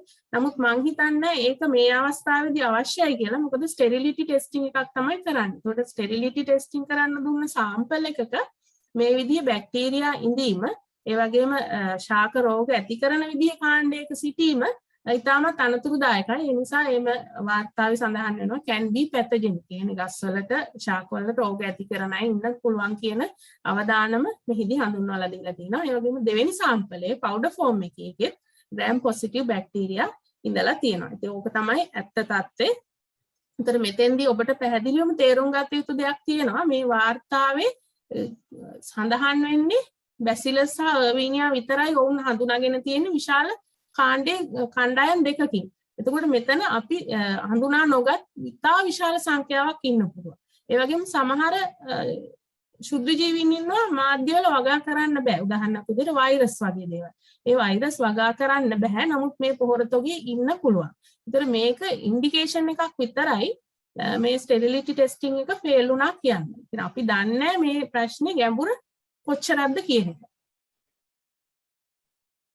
මේ තියෙන ග්‍රෑම් ස්ටේනින් ටෙස්ට් එකේ මේ පින්තූරයක් මේක මයික්‍රොස්කෝප් එකෙන් බලනකොට පේන විදිහ ග්‍රෑම් පොසිටිව් කියන්නේ මේ නිල් පාට වර්ණ ගැන්වෙන අය, ග්‍රෑම් නෙගටිව් කියන්නේ රතු පාටට වර්ණ ගැන්වෙන අය. ඉතින් මේ වගේ දෙයක් බලලා කවදාවත් විශේෂ මට්ටමට අඳුනා ගන්න බෑ. ඔවුන්ගේ තියෙන විශේෂඥ දැනුම අනුව ඔවුන් වීනියා විශේෂය කියලා ඔවුන් ප්‍රකාශ කරාට එතනින් එහාට අපිට හිතා ගන්න බෑ මොන ශාක වලටද මේ මගින් රෝග ඇති කරන්න ඉඩ තියෙන්නේ කියන එක. සාමාන්‍යයෙන් ගත්තාම වීනියා බහුලව දකින්න ලැබෙන වීනියා කැරටෝරා කියන විශේෂය ඔබ දකින්න ඇති ගෙදරට ගෙන කැරට් බටු කැරට් අල ගෝවා ඒ වගේ දේවල් කුණු වීමට ලක් වෙනවා. දවසක් දෙකක් යනකොට හොඳටම කුණු වෙලා මේ ශ්‍රාවයන් වැగిරෙනවා, ඊටාම දුර්ගන්ධයක් හමනවා. ඒකට තමයි මේ වීනියා ඩිසීස් එකේ ප්‍රධානම මේ රටේ දකින්න ලැබෙන්නේ. නමුත් මේ රෝගය මෙහි තිබුණ පමණින් පිටින් ආවයි කියලා අපිට වෙනසක් වෙනවයි කියලා කියන්න බෑ. මොකද වීනියා එක එක විශේෂ ඉන්න පුළුවන්. ඒ අතරේ සබ් ස්පීෂීස් ඉන්න පුළුවන්. ඒතකොට ඒ වගේ තියෙන හානිය වෙනස් වෙන්න පුළුවන්. ඒ වගේම ආගන්තුක ජීවියෙක් මේ රටට ඇවිල්ලා මේ පසට හඳුන්වලා දුන්නාට පස්සේ ඔවුන් ඉතාමත්ම ආක්‍රමණශීලී විදිහට මේ දැනට ඉන්න ව්‍යාධි ජනකයන්ටත් වඩා දරුණු තත්ත්වයට පත්වීමේ හැකියාවක් තියෙනවා. ඉතින් ඒ නිසා මේ වීනියා දැනට තියෙනවා. නමුත් ඒකේ විවිධ ප්‍රභේද දැන් ඔයාලා දන්නවා මේ කොරෝනා වෛරස් එකේ විවිධ ප්‍රභේද තියෙනවා. ඒ වගේ විවිධ ප්‍රභේද මගින් ඇති කරන්න පුළුවන් හානියේ ප්‍රමාණය වෙනස් වෙන්න පුළුවන්. මෙතන මේ මම ඉතාමත් කෙටියෙන් පෙන්නන්නේ මේ වීනියා විශේෂ. මේ බලන්න වීනියා විශේෂ කීයක් තියෙනවද? එතකොට ජාතික නිරෝධායන සේවයෙන් අඳුනගෙන තියෙන වීනියා විශේෂයක් කියලා විතරයි. නමුත් ඔබ දකිනවා මේ එක එක විශේෂ තියෙනවා එක එක ශාකවලට රෝග ඇති කරන. එතකොට අපි දන්නේ ඇත්තටම මේ පොහොර තොගේ නිසා අපේ රටේ මොන භෝගයට හානියක් වෙයිද කියන එක මේ මට්ටමේ. නමුත් අපිට හැකියාව තියෙනවා ඒක තවදුරටත් අධ්‍යයනය කරලා ඒ විශේෂ හඳුනා ගැනීමට. මේ තියෙන්නේ ඔබ දැකලා ඇති ඔබට නිවසට ගේන එළවලු වල දකින්න පුළුවන් මුද්ද කුණු වීමේ රෝගය. අපි දැනට මේක ගැන කතා කරාට මේක එක කොටසක් විතරයි මේ ප්‍රශ්නේ. ඒ වගේම මේ ජීවන චක්‍රයේ අරන් බැලුවොත් ඒ ඊටමත් මේ කුණු අල කැරට් ඒ වගේව තැන් තැන් වල විසිරීම මගින් වෙළඳ පොළවල් හරහා නැවතත් අලුත් ඒවට පැතිරීමේ හැකියාව තියෙනවා. ඒ කියන්නේ මෙතන ගොවි මහතුන්ට විතරක් නෙමෙයි මේ ගැටලුව මේ පාරිභෝගිකයා දක්වා සියලුම අවස්ථාවලදී මේ අස්වනු හානි. ඒ කියන්නේ අපි ඒකට කියන පසු අස්වනු හානි. අස්වනු නෙලාගත්තට පස්සේ ඉතා විශාල හානියක් ඇති කිරීමේ හැකියාවක් තියෙනවා මේ වීනියා කියන බැක්ටීරියාවට. ඒ වගේම දැන් මේ වීනියා වාර්තා වෙනවා ලංකාවේ සැරින් සැරේට ලංකාව විතරක් නෙමෙයි වෙන රටවලත් මම මේ පරීක්ෂණ වාර්තාවක් ඔබට ඉදිරිපත් කරන්නේ first report of bacterial soft rot disease එකක් ඇලෝවෙරා කියන්නේ කොමාරිකාවල මේ වගේ වරින් වර අලුත් ජීවීන් මේ රටට එනවා. එතකොට ඔවුන් වහාම අඳුනාගෙන ඔවුන්ව පාලනය කිරීමට ක්‍රියාමාර්ග ගැනීම තමයි ශාස්ත්‍ර ව්‍යාධිවේදීන්ගේ පරම වගකීම. මොකද අපි හිතාමතා කිසිම දෙයක් මේ පසට එකතු කරන්නේ නැහැ. ඒ වගේම මේ වගේ ආගන්තුක රෝග දැක්ක ගමන් විනාශ කිරීමේ අවශ්‍යතාවයක් තියෙනවා. මේ රටෙන් හමු වෙලා තියෙන විවිධ ආක්‍රමණශීලී ජීවි ඒකේ ඔබ දකින්න ඇති අදටත් ඒ වගේ ඇති වෙන හානිකර තත්ත්ව මේ ශාක සත්ව ඒ වගේම ශුද්ධ ජීවීන් ඕනම එකක් මේ ආගන්තුක ආක්‍රමණශීලී ජීවි විශේෂ ලංකාවට ආවට පස්සේ ඔවුන්ගේ වර්ධනය අපිට පාලනය කරන්න බෑ. හොඳම උදාහරණය තමයි යෝධ නිදිකුඹ. ඔබ දකින්න ඇති දැන් රටට කොච්චර වියදමක් යනවද මේ යෝධ නිදිකුඹ කපලා අයින් කරන්න. ඒ වගේම මේ ජපන් ජබර ඒ වගේ විශේෂ සෙල්වීනියා මේවා ලංකාවට ඇවිල්ලා ලංකාව ව්‍යාප්ත වුණාට පස්සේ ඒක විශාල ආර්ථික ගැටලුවක් වෙනවා රටකට. ඒ වගේම අපේ රටේ ජෛව විවිධත්වයට විශාල ගැටලුවක් තියෙනවා. ඉතින් මේ වගේ අනවශ්‍ය ප්‍රශ්න මේ රටට ඇති කර ගැනීම කිසිම අවශ්‍යතාවයක් නැහැ කියන එක තමයි මට කියන්න තියෙන්නේ.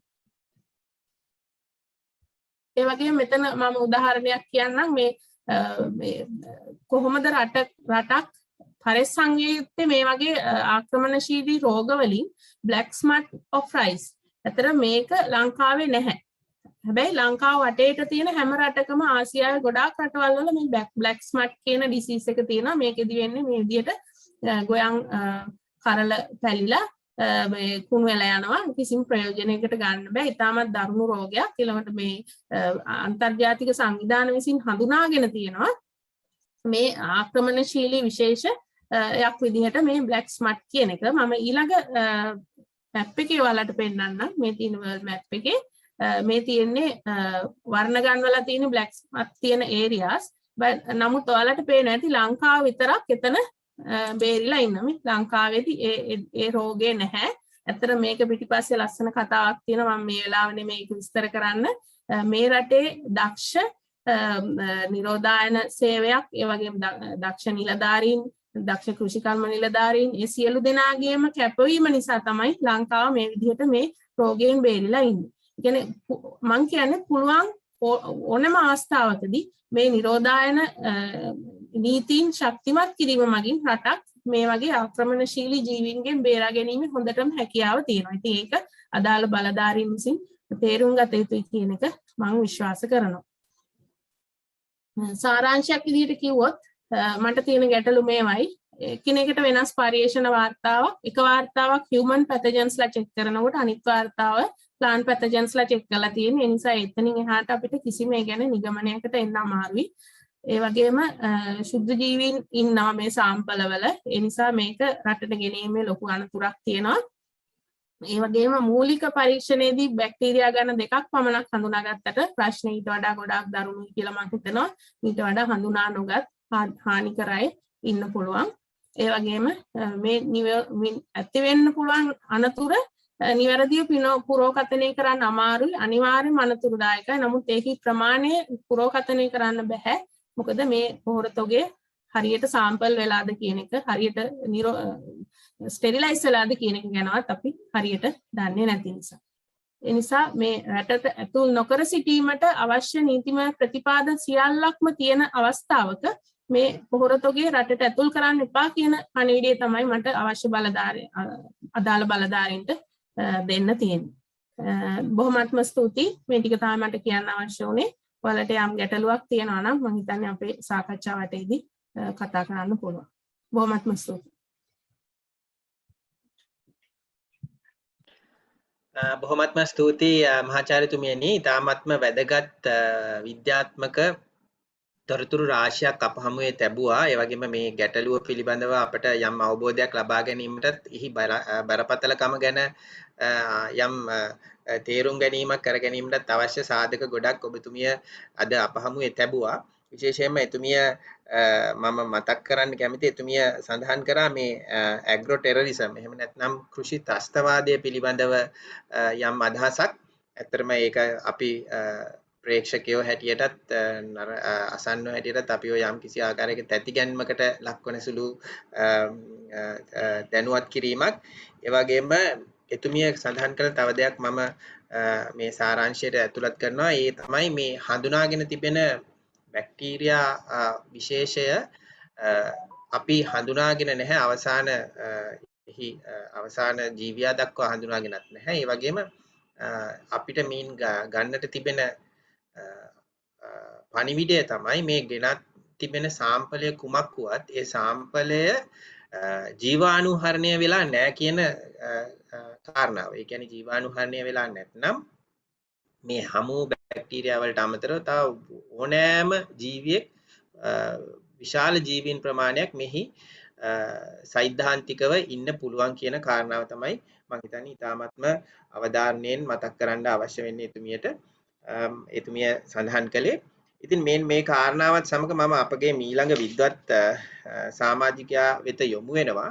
දැන් ඇත්තටම එතුමිය සඳහන් කරපු කාරණාවත් එක්කම මම ඊළඟ ප්‍රශ්නය යොමු කරන්නම්. දැන් මේ මෙට්‍රික් ටන් 96000ක්. ඒ කියන්නේ අපි සාමාන්‍ය භාවිතාවෙන් ගත්තොත් එහෙම අපි දන්න සිමෙන්ති කොට්ට කිලෝ 50ක සිමෙන්ති කොට්ට වලින් ගත්තොත් එහෙම සිමෙන්ති කොට්ට ලක්ෂ 19ක් තමයි මේ ප්‍රමාණය.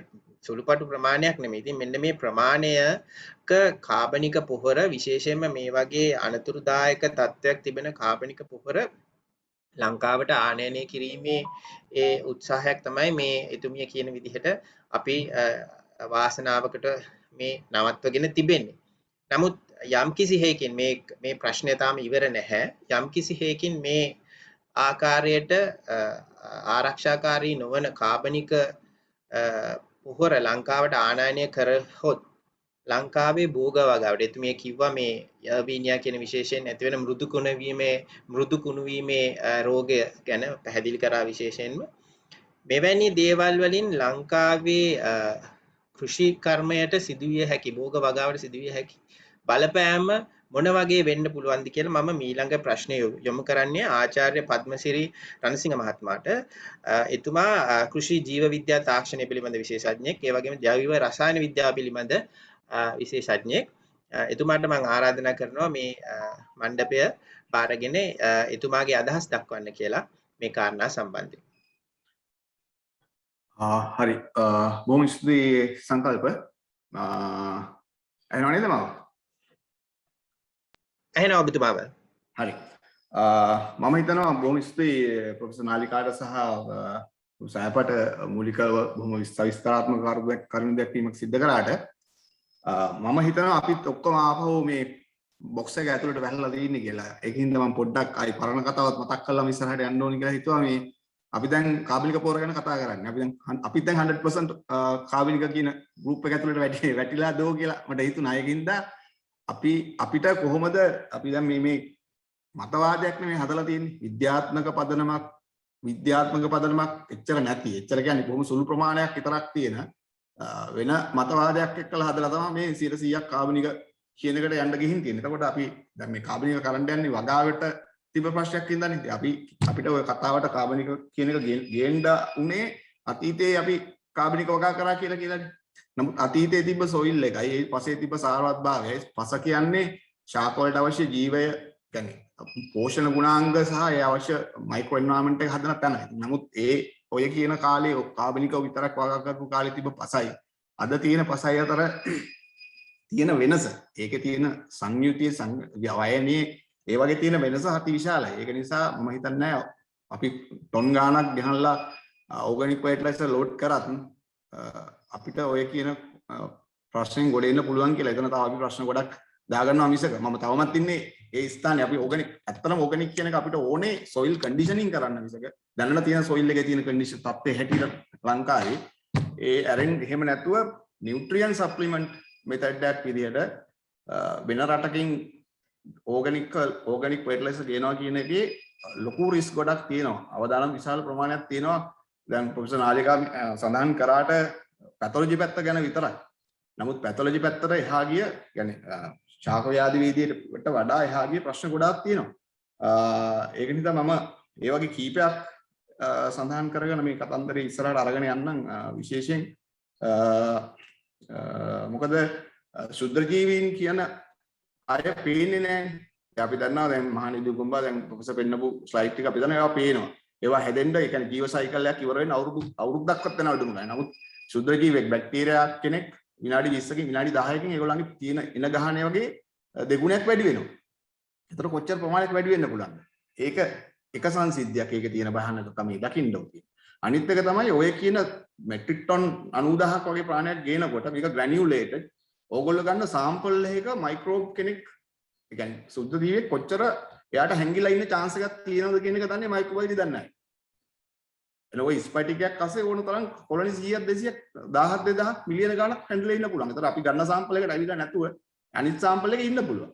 ඒතකොට අපි කොහොමද සාම්පලින් ටෙක්නික් එක තීරණය කරන්නේ කොයිකෙන්ද ගන්න ඕනේ කියලා. කොච්චරක් සාම්පල් ප්‍රමාණයක් ඇද්ද? එච්චර සාම්පල් ප්‍රමාණයක් කරන් අපිට ලැබොරටරි පහසුකම් තියෙනවා. ඒ වගේ ප්‍රායෝගික ගැටලු තියෙනවා. එහෙම එතකොට අපි මෙට්‍රික් ටන් ගාණක් කියනකොට ඔය එක බ්ලොක් එකක විතරක් ඕ බැච් වයිස් නේ හදන එක බැච් එක විතරක් ආවුට් ඒ එන ප්‍රමාණය ලොකු ප්‍රශ්නයක් ඇති කරන්න ඇති. පැතොලොජිකල් නැතත් පැතොලොජිකල් නොවන සතුන්ගෙන් උනත් මයික්‍රෝබයෝම් එකට ලොකු ප්‍රශ්නයක් ඇති වෙන්න පුළුවන්. මොන්නේ ඇති වෙන්නේ කොහොමද කියලා පස්සේ කියන්නම්. ඒ මයික්‍රෝබයෝලොජි හැබැයි මට ඕගොල්ලන්ගේ අවධානය ගේන්න ඕනේ මයික්‍රෝබයොලොජි නොවන තව පැත්තකට මේක කවුරුත් කතා කරන්නේ නැති පැත්තක් ඇලිලියෝ කෙමිස්ට්‍රි. දැන් ඔයගේ අපේ පස අපි දිවයිනක් හින්දා අපිට තියෙන විශේෂිත මයික්‍රෝබයෝම් එකක් රයිසෝස්පියර් මයික්‍රෝබයෝම් එකක්. ඒ කියන්නේ ගහේ මුලට ආශ්‍රිතව හැදිච්ච ශුද්‍රජීවීන්ගේ සමන්විත වෙච්ච ශුද්‍රජීවීන්ගේ සංකලනය. ඒකින්ද තමයි මේක හරියට තාම يعني විද්‍යාවේ ඇතුලේ හරියට හොයාගත්ත නැති කාරණාව. ඒ මොකද්ද? මම මේ විද්‍යාත්මක පේපර් කීපකින් බොක්ස් එකට මේක ටෙක්ස්ට් එකට දාන්න අවුලන පස්සේ බලන්න පුළුවන්. ඒ හැම ගහක්ලම තියෙන ඒකේ මුලත් එක්ක සම්බන්ධලා ඉන්න ශුද්‍රජීවී කමියුනිටි එකකින් ඒ ගහේ වර්ධනයේට ඒ ගහේ අපි කියනවා සෙකන්ඩරි මෙටබොලයිට්ස් කියලා. ඒ කියන්නේ අපි දැන් ඖෂධ ශාකවල එහෙම අපි ගන්න ඖෂධ ගුණාංග විදිහට ගන්න දේවල් ඒ ගහේ සෙකන්ඩරි මෙටබොලයිට්ස්. දැන් තේවල අපි ගන්න කැටකීන්ස් එක ඒ තේවල සෙකන්ඩරි මෙටබොලයිට්ස්. එතකොට අපි හදන කුරුඳු වල හරි ඖෂධ පැලෑටි වල හරි අපේ ක්ලෝව් වල හරි අපේ තේවල හරි අපි විශේෂයක් දකින්න ওই ගස් එකක්වත් අපි ලංකාවේව නෙමෙයිනේ කුරුඳු ඇරුණාම වෙන රටින් ගෙනල්ලා හිටපුවානේ ඒත් අපිට මෙහෙට ආවට පස්සේ සුවිශේෂී ගුණාංගම තත්ත්වයක් හම්බ වෙනවානේ අපේ ගම්බිරිස් වල තියෙන තත්ත්වේ කහවල දැන් තියෙන කොකුමින් කන්ටෙන්ට් එකේ වැඩි බව මේක හරියටම දන්නේ නැහැ මේකට හේතුව මොකද්ද කියලා දැන් දේශගුණික තත්ත්ව කියලා හිතනවා හැබැයි අලුතෙන්ම මයික්‍රෝබයෝම් ස්ටඩීස් නෙක්ස්ට් ජෙන් සීක්වෙන්සිං එකලත් ඇවිල්ලා තියෙන يعني ඒ වගේ ජාන තාක්ෂණ විද්‍යාව ඇවිල්ලා තියෙන අලුත් දියුණු තත්ත්වත් එක්කලා අලුතෙන්ම හොයාගෙන යන පැත්තක් මේක තාම බොහොම ලදරු අවස්ථාවේ තියෙන විද්‍යාත්මක දේවල් ටිකක් මේ මයික්‍රෝබයෝම් එකට يعني ගහක පසයේ මුලත් එක්කලා සම්බන්ධලා ඉන්න බොහොම සුළු ප්‍රමාණයක් දුර ප්‍රමාණයක් ඇතුළත තියෙන ශුද්‍රජීවීන්ගේ සංකලනයට අතිමහත් බලපෑමක් කරන්න පුළුවන් ඒ ගහේ වර්ධනයට ඒ ගහේ ආරක්ෂාවට ඒ ගහේ සෙකන්ඩරි මෙටබොලයිට් ප්‍රොඩක්ෂන් එකට ඒ වගේ ඔක්කොම දේවල් වලට. එතකොට මේ කරන ඉන්න ශුද්‍රජීවීන්ගේ සංකලනයට බලපෑමක් කරන්න පැතොලොජිකල් කෙනෙක් විතරක්ම ඇවිල්ලා එන්න ඕනේ නැහැ. මේ පසට අපි දාන්නේ මේ මිලිග්‍රෑම් එකක් දෙකක් නෙමෙයිනේ ගහලා දාන්නනේ දැන්. ශාකයක විශේෂයෙන් වර්තමාන වගාව. ඒ කියන්නේ අපි මේ හයිබ්‍රිඩ් කරලා තියෙන එකේ මම කලින් මූලික සාකච්ඡාවේදී ඉස්සර තිබ්බ එකෙදිත් කිව්වා. අපි මේ හයිබ්‍රිඩ් කරලා තියෙන ශාකවල මුල පැතිරෙන්නේ බොහොම සීමිත ප්‍රමාණයක් පස ඇතුලේ. ඒතර සමහරක් ඒක වාර්ෂික හරි ඒ වගේ පොඩි කාලයක් පවතින ගස්වල අඟල් 6ක් 7ක් වෙන්න පුළුවන්. ඒක ඒ වගේ ප්‍රමාණයක්. ඒතර ඒ උසට සමාන ප්‍රමාණයක් උස අපි දැන් තව කොම්පෝස්ට් තට්ටුවක් නෙවෙයින් දාන්න යන්නේ. ඒ පස තියෙන ඒ කියන්නේ රයිසෝස්පියර් මයික්‍රෝබයෝම් එක තියෙනා වගේ සමාන ප්‍රමාණයක් අපි වෙන පිරිසක් ගෙනලා දානවා. එකට එකක් වගේ පිරිසක්. එතකොට අපේ තියෙන පසේ තියෙන මේ සමමිතික භාවය මේ කියන මයික්‍රෝබයෝම් එකේ තියෙන යුනික් ගතිය නැති වෙලා ගිහිල්ලා ඒ ගස් වල තියෙන ආරක්ෂාව නැති වුණොත් මං කියන්නේ එර්විනියම් එන්න ඕනේ නැහැ ෆයිටොප්තෝරම් එන්න ඕනේ නැහැ වෙන මොකක් හරි අපි නොදන්න නිකන් බොහොම ජෙනරික් බැක්ටීරියා එකක් වෙන්න පුළුවන් නිකන් කිසිම කාටවත් මිනිහෙකුටවත් සතෙකුටවත් ගහකටවත් අපි දන්න විදිහට ලෙඩක් නොහදන කෙනෙක් වෙන්න පුළුවන් හැබැයි එයාට ඇවිල්ලා එයාට පුළුවන් අපේ ඇග්‍රිකල්චර් සොයිල් එකේ හරි එහෙම නැත්නම් නිකන් ෆොරස්ට් එක ඇතුලේ හරි කොහේ හරි තියෙන ඒ මයික්‍රෝබයෝම් එකේ තියෙන ඒ සමමිතිය බිඳලා එතන ඉන්න අපේ නේටිව් බැක්ටීරියා වයින් කරලා එතනට එයා ඇවිල්ලා එයා ගර ගහත් එක්ක සම්බන්ධයක් හදන්න නැතුව ඒ ගහේ තියෙන ආරක්ෂාව නැති කරලා ඒ නියුට්‍රියන්ට් අප්ටේක් වලට තියෙන සපෝට් කරන එක නැති කරලා අපිට ලොකු ඩැමේජ් එකක් කරන්න පුළුවන් අපේ සොයිල් එකට. අපේ සොයිල් එක ඇත්තටම දැනට විශාල ප්‍රමාණයක් ඩැමේජ් වෙලා තියෙන්නේ. ඒ ඩැමේජ් වෙලා තියෙන එක රිහෙබිලිටේට් කරන්න තමයි අපි මෙතොලොජිස් කතා කරන්න ඕනේ ඇත්තටම. අපි මොකද අපි එතන මේ ප්‍රශ්නෙට මූලික හේතුව ඇත්තටම එකක් මතවාද හදන එක අපි අනිත් එක තමයි අපි soil conservations වලට ඒ කාලේ ඉඳන් අපි කතා කරපු දේවල් අපි දැක්කපු රාජ්‍ය අනුග්‍රහයත් ගොවියන්ගේ දැනුවත් වීමත් අනිත් තැන් වලත් ඉතාම අඩු මොකක්ද කියන්නේ ප්‍රමුඛතාවයක් දුන්නේ. ඒක තමයි ප්‍රධාන ප්‍රශ්නේ උනේ. ඒකින්ද තමයි අපේ පසට කාබනික පොහොර දැම්මත් රසායනික පොහොර දැම්මත් දරා ගැනීම හැකියාව පිළිබඳ ප්‍රශ්නයක්. අපි කියන කැටයන් එක්ස්චේන්ජ් කැපැසිටි, ඇනයන් එක්ස්චේන්ජ් කැපැසිටි, පොරොසිටි මේ වගේ දේවල් ගැන කතා කරන තාක්ෂණිකව. එතකොට ඒක නිසා තමයි අපි කියන්නේ අපි වැඩිපුර පොහොර දැම්මා කියලා. වැඩිපුර පොහොර දාන්න හේතුව එකක් වුණා ඒ තාක්ෂණික ගැටලුව. අනිත් එක තමයි මම හැමදාම කියන වගේ අපිට තියෙන විනය පිළිබඳ ප්‍රශ්නයක් මේකට. හැමතැනම. ගොවියගේ විනය, පාරේ ගියත් විනය ප්‍රශ්නේ හැමතැනකම විනය ප්‍රශ්නයක් තියෙනවා. අපිට නැත්නම් ඇග්‍රිකල්චර් ඩිපාර්ට්මන්ට් එකේවත් කාගත් වැරද්දක් නෑ. ඒගොල්ලෝ රෙකමෙන්ඩේෂන්ස් හරියට දීලා දෙනවා. හැබැයි අපි තමයි අපේ කියන්නේ භාවිතා කරන බහුතරයක්. මම කියන්නේ සුළුතරයක් නෙවෙයි බහුතරයක්. අපි උපාධියේ අන්තිම දවස්වල අවුරුදු 20 ගානකට කලින් අපි ගිහිලා ක්ෂේත්‍ර අධ්‍යයනය කරනකොටත් පෝර ද්‍රව්‍ය මිශ්‍ර කරලා දානවා. කෘෂි රසායන මිශ්‍ර කරලා ගහනවා. දින 14 කඩින් කෘෂි රසායන යොදන්න කිව්වම කලින් දවසේ උදේ ගහලා දවල්ට කඩනවා. මේ වගේ ඒවා විසඳන් ගිහිල්ලා ඇවිල්ලා උත්තරේ වෙන්න ඕනේ මේ වගේ එකක්ද කියන එක තමයි මට තියෙන ප්‍රශ්නේ. ඒ ප්‍රශ්නේ කොහොමද විසඳන්නේදී? අවුරුදු 20 ගාණක් මගේ අද්දකේ 24ක් 25ක් විතර ඒක එන්න නරක කළා ඇවිල්ලා තමයි ඊට පස්සේ කොහෙදෝ වෙන ආදිකල්පිත කතන්දරයක් අරගෙන ආවිලා දැන් මේ අපි ඉන්න තැන. හැබැයි කරන්න තිබ්බේ මොකද? ගැප් කියලා එකක් තියෙනවනේ concept එකක්. ප්‍රොෆෙසර් නෙල්ලි කියලා දන්නවා දැන් ඕක. අපි යන්න තිබ්බේ ඒ වගේ තැනකට. ලෝකේ කොහෙවත් නැහැ. මේක කලින් කතා කරා ප්‍රොෆෙසර් මහරබේලා අපි කතා කරලා දිනවා මේ ප්‍රශ්නේ. අපිට අපේ වගේ soil එක deteriorate වෙච්ච රටකට මම හිතන්නේ නැහැ එකපාරට අපි මේ තියෙන limited මේ ඔක්කොම ප්‍රශ්නෙත් එක්කලා මෙච්චර short term ප්‍රමාණයකින් 100% organic cultivation එක යන්න පුළුවන් කියලා. ඔය ගෙනල්ලා දාන එකෙන් මම හිතන්නේ ඔය තියෙන්නේ මයික්‍රෝබයොලොජි පැත්ත රිස්ක් එක. ඊට පස්සේ මට කියන්න ඕනේ මගේ සීමිත කාලෙදී ඊළඟට ඇලිලියෝපති කියලා තව වෙනම ප්‍රශ්නයක් තියෙනවනේ. මේක කවුරුත් කතා කරනවා මම දැක්කේ නැහැ. දැන් ඔය ගේන කොම්පෝස්ට් කොච්චරක් දුරට ඩිටිරියරේට් වෙලාද? ඔය කොච්චර ප්‍රමාණයක් ටැනින්ස් තියෙනවද? කොච්චර ප්‍රමාණයක් පීනෝල්ස් තියෙනවද? කොච්චර ප්‍රමාණයක් ඉන්හිබිටරි ඇලිලියෝපති කෙමිකල්ස් තියෙනවද? අපේ තියෙන ප්ලාන්ට්ස් එක්කලා අපේ තියෙන මයික්‍රෝබ්ස්ලත් එක්කලා ඉන්ටරැක්ට් කරන්න පුළුවන්. ඔය ටික මම හිතන්නේ ස්ටෑන්ඩඩ් එකේවත් නැහැ. මොකද ස්ටෑන්ඩඩ් එකට ගන්න පුළුවන් දේවල් නෙවෙයි ඒක. මොකද අපි මේ රටේ හැදෙන ප්ලාන්ට්ස් වල නම් මේ රටේ හැදෙන මැටීරියල්ස් වල නම් ඒවා දිරවන්න පුළුවන් බැක්ටීරියා සහ ඒ ඇලිලියෝපතික් කෙමිස්ට්‍රිත් එක්කලා වැඩ කරන්න පුළුවන් අපේ ක්‍රමවේදය මේ හැදිලා තියෙන අපේ ක්ලයිමැටික් කන්ඩිෂන්ස් ඒවත් එක්ක. හැබැයි වෙන කොහෙන් හරි ගේන ඒ ප්ලාන්ට් සෙකන්ඩරි මෙටබොලයිට්ස් ඒ රසායනික ද්‍රව්‍ය ඔයගොල්ලෝ මම උදාහරණයක් කියන්නම් මෙහෙම. පයිනස් ගහ යට වෙන ගහක් හැදෙනවද? කොළවල පයිනස් කොළ ටිකක් ගිහින් දාලා බලන්න මොකද වෙන්නේ කියලා. අන්න එක තමයි ඇලිලියෝපති කියන්නේ. ඒ කියන්නේ පයිනස් ගහේ කොළවල තියෙන රසායනික ද්‍රව්‍ය වලින් අනිත් ශාකවල බීජ ප්‍රෝරෝහණය ඉන්හිබිට් කරනවා. ඒ වගේ රූට් සෝන් ඩෙවලොප්මන්ට්ස් ඉන්හිබිට් කරනවා. ඒ වගේ දේවල් තියෙනවා. ඒතර ඒ වගේ කොටස් වලින් හදන කෙමිස්ට්‍රි කතන්දරයට තමයි ඇලිලියෝපති කෙමිස්ට්‍රි කියලා කියන්නේ. එතකොට ඒක කොම්පෝස්ට් කියන්නේ අපි මේ වගේ ඒවා ටිකක් කියන්නේ පයිනස් කොළ ටිකක් දාලා කොම්පෝස්ට් එකක් හදුවා කියලා. එහෙම නැත්නම් කොම්පෝස්ට් එකට පයිනස් කොළ ඇඩ් කරා කියලා එකතු කරලා දාන්න. ඒතර එහෙම එකක් හදලා අපිට එවුවොත් එහෙම මොකද වෙන්නේ? දැන් ඔය කියන සීවීඩ්ස් ඒවට ටෙස්ට් රිපෝට්ස් අපි ඉල්ලලා තියෙනවා. ඒවා ඇලිලියෝපති ගැන මොන හරි ස්ටඩීස් තියෙනවා. ඒවා අපිට ඒවල තියෙනවා. අපි දන්නවද ඒවා ගැන? ඒක එකක්. අනිත් එක තමයි ඔය කියන නයිට්‍රජන් ප්‍රමාණය මම හැමදාම අහන ප්‍රශ්නේ. කොහොමද ශාක සාම්පල් එකකින් ගන්නෙ? ශාකයක නයිට්‍රජන් තියෙන්න පුළුවන් يعني ඕනම ජීවි දෙයක නයිට්‍රජන් තියෙන්න පුළුවන් ප්‍රධාන වශයෙන් ස්ථාන දෙකක. ප්‍රෝටීන් වල සහ නියුක්ලික් ඇසිඩ් වල. ප්‍රෝටීන් වල තියෙන්නේ ප්‍රෝටීන් බරෙන් 7න් 1යි නයිට්‍රජන්. අපි එහෙමනේ සාමාන්‍යයෙන් හදලා ගන්න අනිත් පැත්තටනේ. එතකොට 16ක් 20ක් ගන්න ප්‍රෝටීන් ගන්න ඒ ජීවිගේ නයිට්‍රජන් ගන්න ඒ ජීවිගේ ප්‍රෝටීන් කොච්චර තියෙන්න ඕනේ? එහෙම ජීවින් ඉන්නවද? මම දන්නේ ආලිකාට උත්තර දෙන්න පුළුවන්. ඒක يعني මං කියන්නේ මෙතන තියෙන්නේ බොරුවක්. ඒකයි මම ඒක බය නැතුව කියන්නේ. ඔච්චර නයිට්‍රජන් කන්සර්වේෂන් එකක් දෙන්න බෑ. මූදු ජීවින් නෙවෙයි ප්‍රෝටීන් වලින් විතරක් හැදිච්ච උන් නෑනේ. ඔය ඒ 7යිනේ දෙන්න. يعني 7න් 1යිනේ දෙන්න පුළුවන්. තියෙන එක.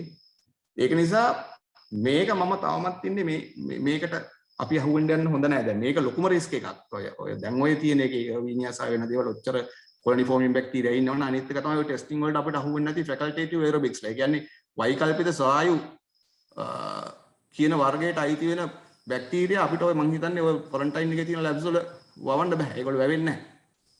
හැබැයි ඒගොල්ලන්ට ඕන තරම් ඔය ග්‍රැනියුලේට් කරාට පස්සේ එන්න පුළුවන්. එහෙම එකතු ඉඳලා. එහෙම ඇවිල්ලා හැදුනොත් එහෙම අපි දන්නේ නැහැ. වෛරස් වලට එන්න පුළුවන්. නෙමටොඩ් සිස්ට් වලට එන්න පුළුවන්. රසායනික අපි රසායනික පෝර ගෙනාවනේ. ඇයි දැන් මේ ඕගනික් පෝර ගෙනන විතර කෑ ගහන්නේ කියලා හිතන්නේ. රසායනික පෝර එක්කලා එන්න පුළුවන් සුජ්‍ය තීවින් මේ හැකියාව හරිම අඩුයි. එන්න තියෙන එකම රිස්ක් එක තමයි කෙමිකල්ස්, හෙවි මෙටල්ස්. හරිද?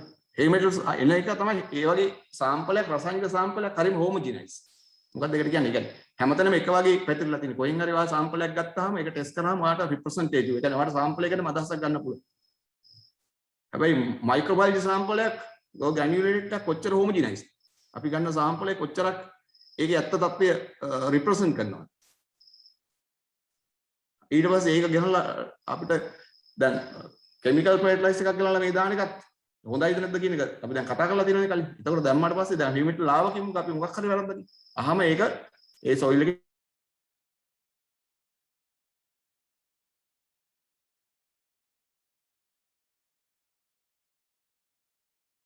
විසින් ඩබ්ලට් වෙනවා WW. ඒතකොට මේ පොපියුලේෂන් ගොඩාක් හැදෙනවා. අන්තිමට අපේ ඉන්න කට්ටිය නැති වෙලා ඒගොල්ලෝ විතරක් මෙහි ඉන්නවා. ඔන්න ඕක තමයි තියෙන ප්‍රධානම අවදානම මම දකින්නේ. මගේ හැටියට නම් විදේශ රටකින් කියන්නේ ඕගනික් ෆර්ටිලයිසර් ගේන එක හරිම අවදානම්. කොච්චර ටෙස්ට් කරත් කොච්චර අපි දන්නා ෆැක්ටරිස් වල අපි කියනවා මොකක්ද කියන්නේ ස්ටෙරිලයිසේෂන් කරනවා. අපි දන්නා ස්ටෙරිලයිසේෂන් කරන ප්‍රොසෙස් එක ටනල් එකක් දිගේ යනවා. ස්පීඩ් ඔහොම යනවා. එක්ස්පෝෂර් ටයිම් ඕ දැන් 6000 කියලා තිබ්බට එක්ස්පෝෂර් ටයිම් එකක් තියෙනවනේ. එනර්ජි ට්‍රාන්ස්ෆර් වෙන්නේ. ඒතර ඕක කොච්චරක් ඇකියුරේට් දෙකවල කරනවා. කවුද මේ ක්වොලිටි සර්ටිෆිකේට්ස් දන්නේ? ෆැක්ටරි පොඩ්ඩක් පරනකොට ඔය 6000ට මොකද වෙන්නේ? ඔය 6000 ඉන්ලට් එකේද අවුට්ලට් එකේද? ඒතර ඕක ඇත්තටම පෙනිට්‍රේට් වෙනවා. ඔක්කොම මැරෙනවා. ඕක හැමතිස්සෙම බලබල ඉන්න බෑ. එහෙම නැත්නම් මේක බැක්ටීරියා ලක්ෂයක් දෙයක් කියන්නේ ලක්ෂයක් දෙයක් එන්න පොඩි බොහොම පොඩි කැලලක් ඇති. කියන්නේ මිලියනක් දෙයක් එන්න. මේ මිලියනක් දෙයක් ඇති එක තැනක ඉඳන් ඕක ඩෙවලොප් කරලා යන්න. නමුත් එච්චර පොඩ්ඩක් නෙවෙයි අපි දාන්නේ. අති විශාල ප්‍රමාණයක්. ඒක නිසා මේක ඇතුලේ ලොකු අවදානමක් තියෙනවා මගේ හැටියට නම්. අර ඇලීලෝ ප්‍රතිකැලල කවුරුත් තාම කතා කරමු නැති දෙයක්. ඒ නිසා ඒක ගැන විශේෂයෙන් බලන්න ඒ කියන ශාක පැලෑට් වලින් කලින් කොහෙට හරි පාවිච්චි කරලා දාන්න. ඒක ශාක පැලෑට් විතර දෙන්නේ. නැත්නම් අර්බන් වේස්ට් උත් එනවා. වෙන ඇග්‍රිකල්චරල් වේස්ට් එනවාද ඒගොල්ලන්ගේ පොරොස් මොන හරි ඒවා එකතු වෙනවද කියන්නේ. හරි බොහොම ස්තුතියි සංකල්ප. ඔව් ඇත්තටම බොහොම ස්තුතියි අපිව වෙනම තැනකට ගෙනිච්චා ආචාර්යතුමා මේ අපි මෙච්චර කල් කතා නොකරපු යම් කාරණා කීපයක් සම්බන්ධයෙන් අපිව දැනුවත් කරා විශේෂයෙන්ම ආචාර්ය පද්මසිරි රණසිංහ මහත්මයා මේ මට තේරුම් ගිය හැටියට මම හිතන්නේ මම වැරදිලා නිවැරදි කරන්නේ දැන් අපේ ඊට තියෙන අපේ දේශීය අපනයන භෝග වෙන කුරුඳු තේ වගේ දේවල් වල රසපවා වෙනස් කරන්න පුළුවන් කියන එක තමයි මම හිතන්නේ මේ විදේශීය බැක්ටීරියා හරි වෙනත් ශුද්ධ ජීවීන් ඇවිල්ලා ඒ ශුද්ධ පරිසරය වෙනස් කිරීමෙන් එහෙම ඇත්තට මෙහෙම අවදානමක් තියෙනවා. මම එක පේපරයක් විතරක් ෂෙයා කරන්නම්. මේ මට ටයිම් එක නිසා ඕනි මේ තියෙන පේපරයක් මේක Google බලනකොට වෙනවා. ඊළඟ වටේදී අපි ඒක ගැන ආපහු සාකච්ඡා කරමු. හරි බොහොම ස්තුතියි. මේ ඇලීලියෝපති කියන කාරණාව අපි ඇත්තටම සාමාන්‍ය මහ ජනතාව හැටියට අපි දැකලා තිබුණාට අපිට මේක ඔළුවට ගිහිල්ලා තිබුණේ නැහැ. විශේෂයෙන්ම මේ පයිනස් වගේ මටත් ඒක කිව්ව ගමන් එකපාරට මතක් වුණා පයිනස් වගාවයට වෙන කිසිම වගාවක් සිද්ධ වෙන්නේ නැහැ. ඒ වගේ කෘෂි විද්‍යාවේ තිබෙන වෙනත් මානයන් පිළිබඳව අපිව දැනුවත් කරා. ඇත්තටම මේ දැනුවත් කිරීම තුළ අපි ඇත්තටම මේ ප්‍රශ්නේ ප්‍රමාණය ගැන අපි කෙමින් ඉගෙන ගන්නවා. ඇත්තටම සාමාන්‍ය ජනතාව හැටියට අපිට දැන් තමයි මේ ප්‍රශ්නය ඇත්තටම හරියට පෙනෙන්න ගන්න කියලා මම හිතන්නේ. ඉතින් මෙන්න මේ කාරණාවත් එක්ක මම අපේ ඊළඟ විද්වත් කතිකයා වෙත යොමු වෙනවා. මහාචාර්ය අරුණ කුමාර රුහුණු විශ්වවිද්‍යාලයේ කෘෂිකර්ම පීඨයේ භෝග විද්‍යාව පිළිබඳ ජ්‍යෙෂ්ඨ මහාචාර්යතුමා. එතුමා ඇත්තටම විශේෂයෙන්ම මම දන්නා පරිදි මේ දැන් මේ අපි කතා කරන මේ සීවීඩ් සහ සාගර කෘෂි විද්‍යාව සම්බන්ධයෙන් එතුමාගේ විශේෂ උනන්දුවක් තිබෙන මහාචාර්යවරයෙක්. ඉතින් මම හිතන්නේ පූර්විකාවක් අවශ්‍යත් නැහැ. දැන් මේ කාරණාවේදී ඊළඟට අපිට කතා කරන්න තියෙන මේ කියන මේ දැනට මේ ආනයනය කිරීමට බලාපොරොත්තු වෙන කාබනික පොහොර විශේෂයෙන් අපිට දැනගන්න තියෙන විදිහට මුහුදු පැලෑටි වලින් නිෂ්පාදනය කරනවා කියන එකයි. ඉතින් මේ කාරණාවත් සමග ඔබතුමාගේ අදහස් දක්වන්න මම අවස්ථාව ලබා දෙනවා. අපිට අද රාත්‍රී 9 පමණ වෙනතුරු කාලය තිබෙනවා. ඉතින් ඔබතුමාගේ අදහස් දැක්වීමෙන් පසු අපි ප්‍රශ්න වලට උත්තර දෙමු.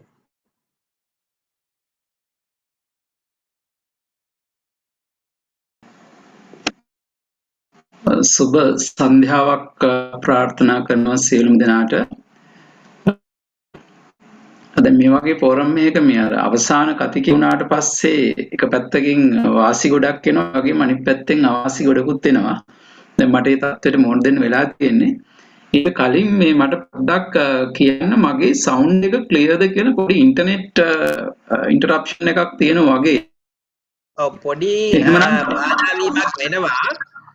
නමුත් අපිට දැනට අපිට ඇහෙනවා. මම හිතන්නේ ඔබතුමා මේ ශේෂ්ත්‍ර චාරිකාවක නිරත වෙලා යම්කිසි තැනක නැවතිලා ඉඳලා අපිත් සමග සම්බන්ධ වෙන්නේ බොහොමත් කාර්යබහුල තත්ත්වයේ තිබියදීත් අපිත් සමග සම්බන්ධ වුණාට. නමුත් ඔබතුමාගේ අදහස් දක්වන්න.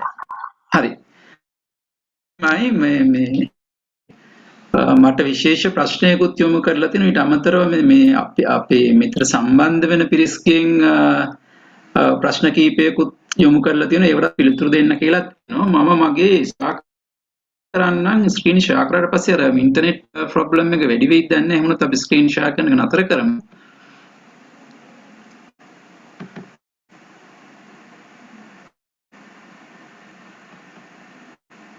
sorry.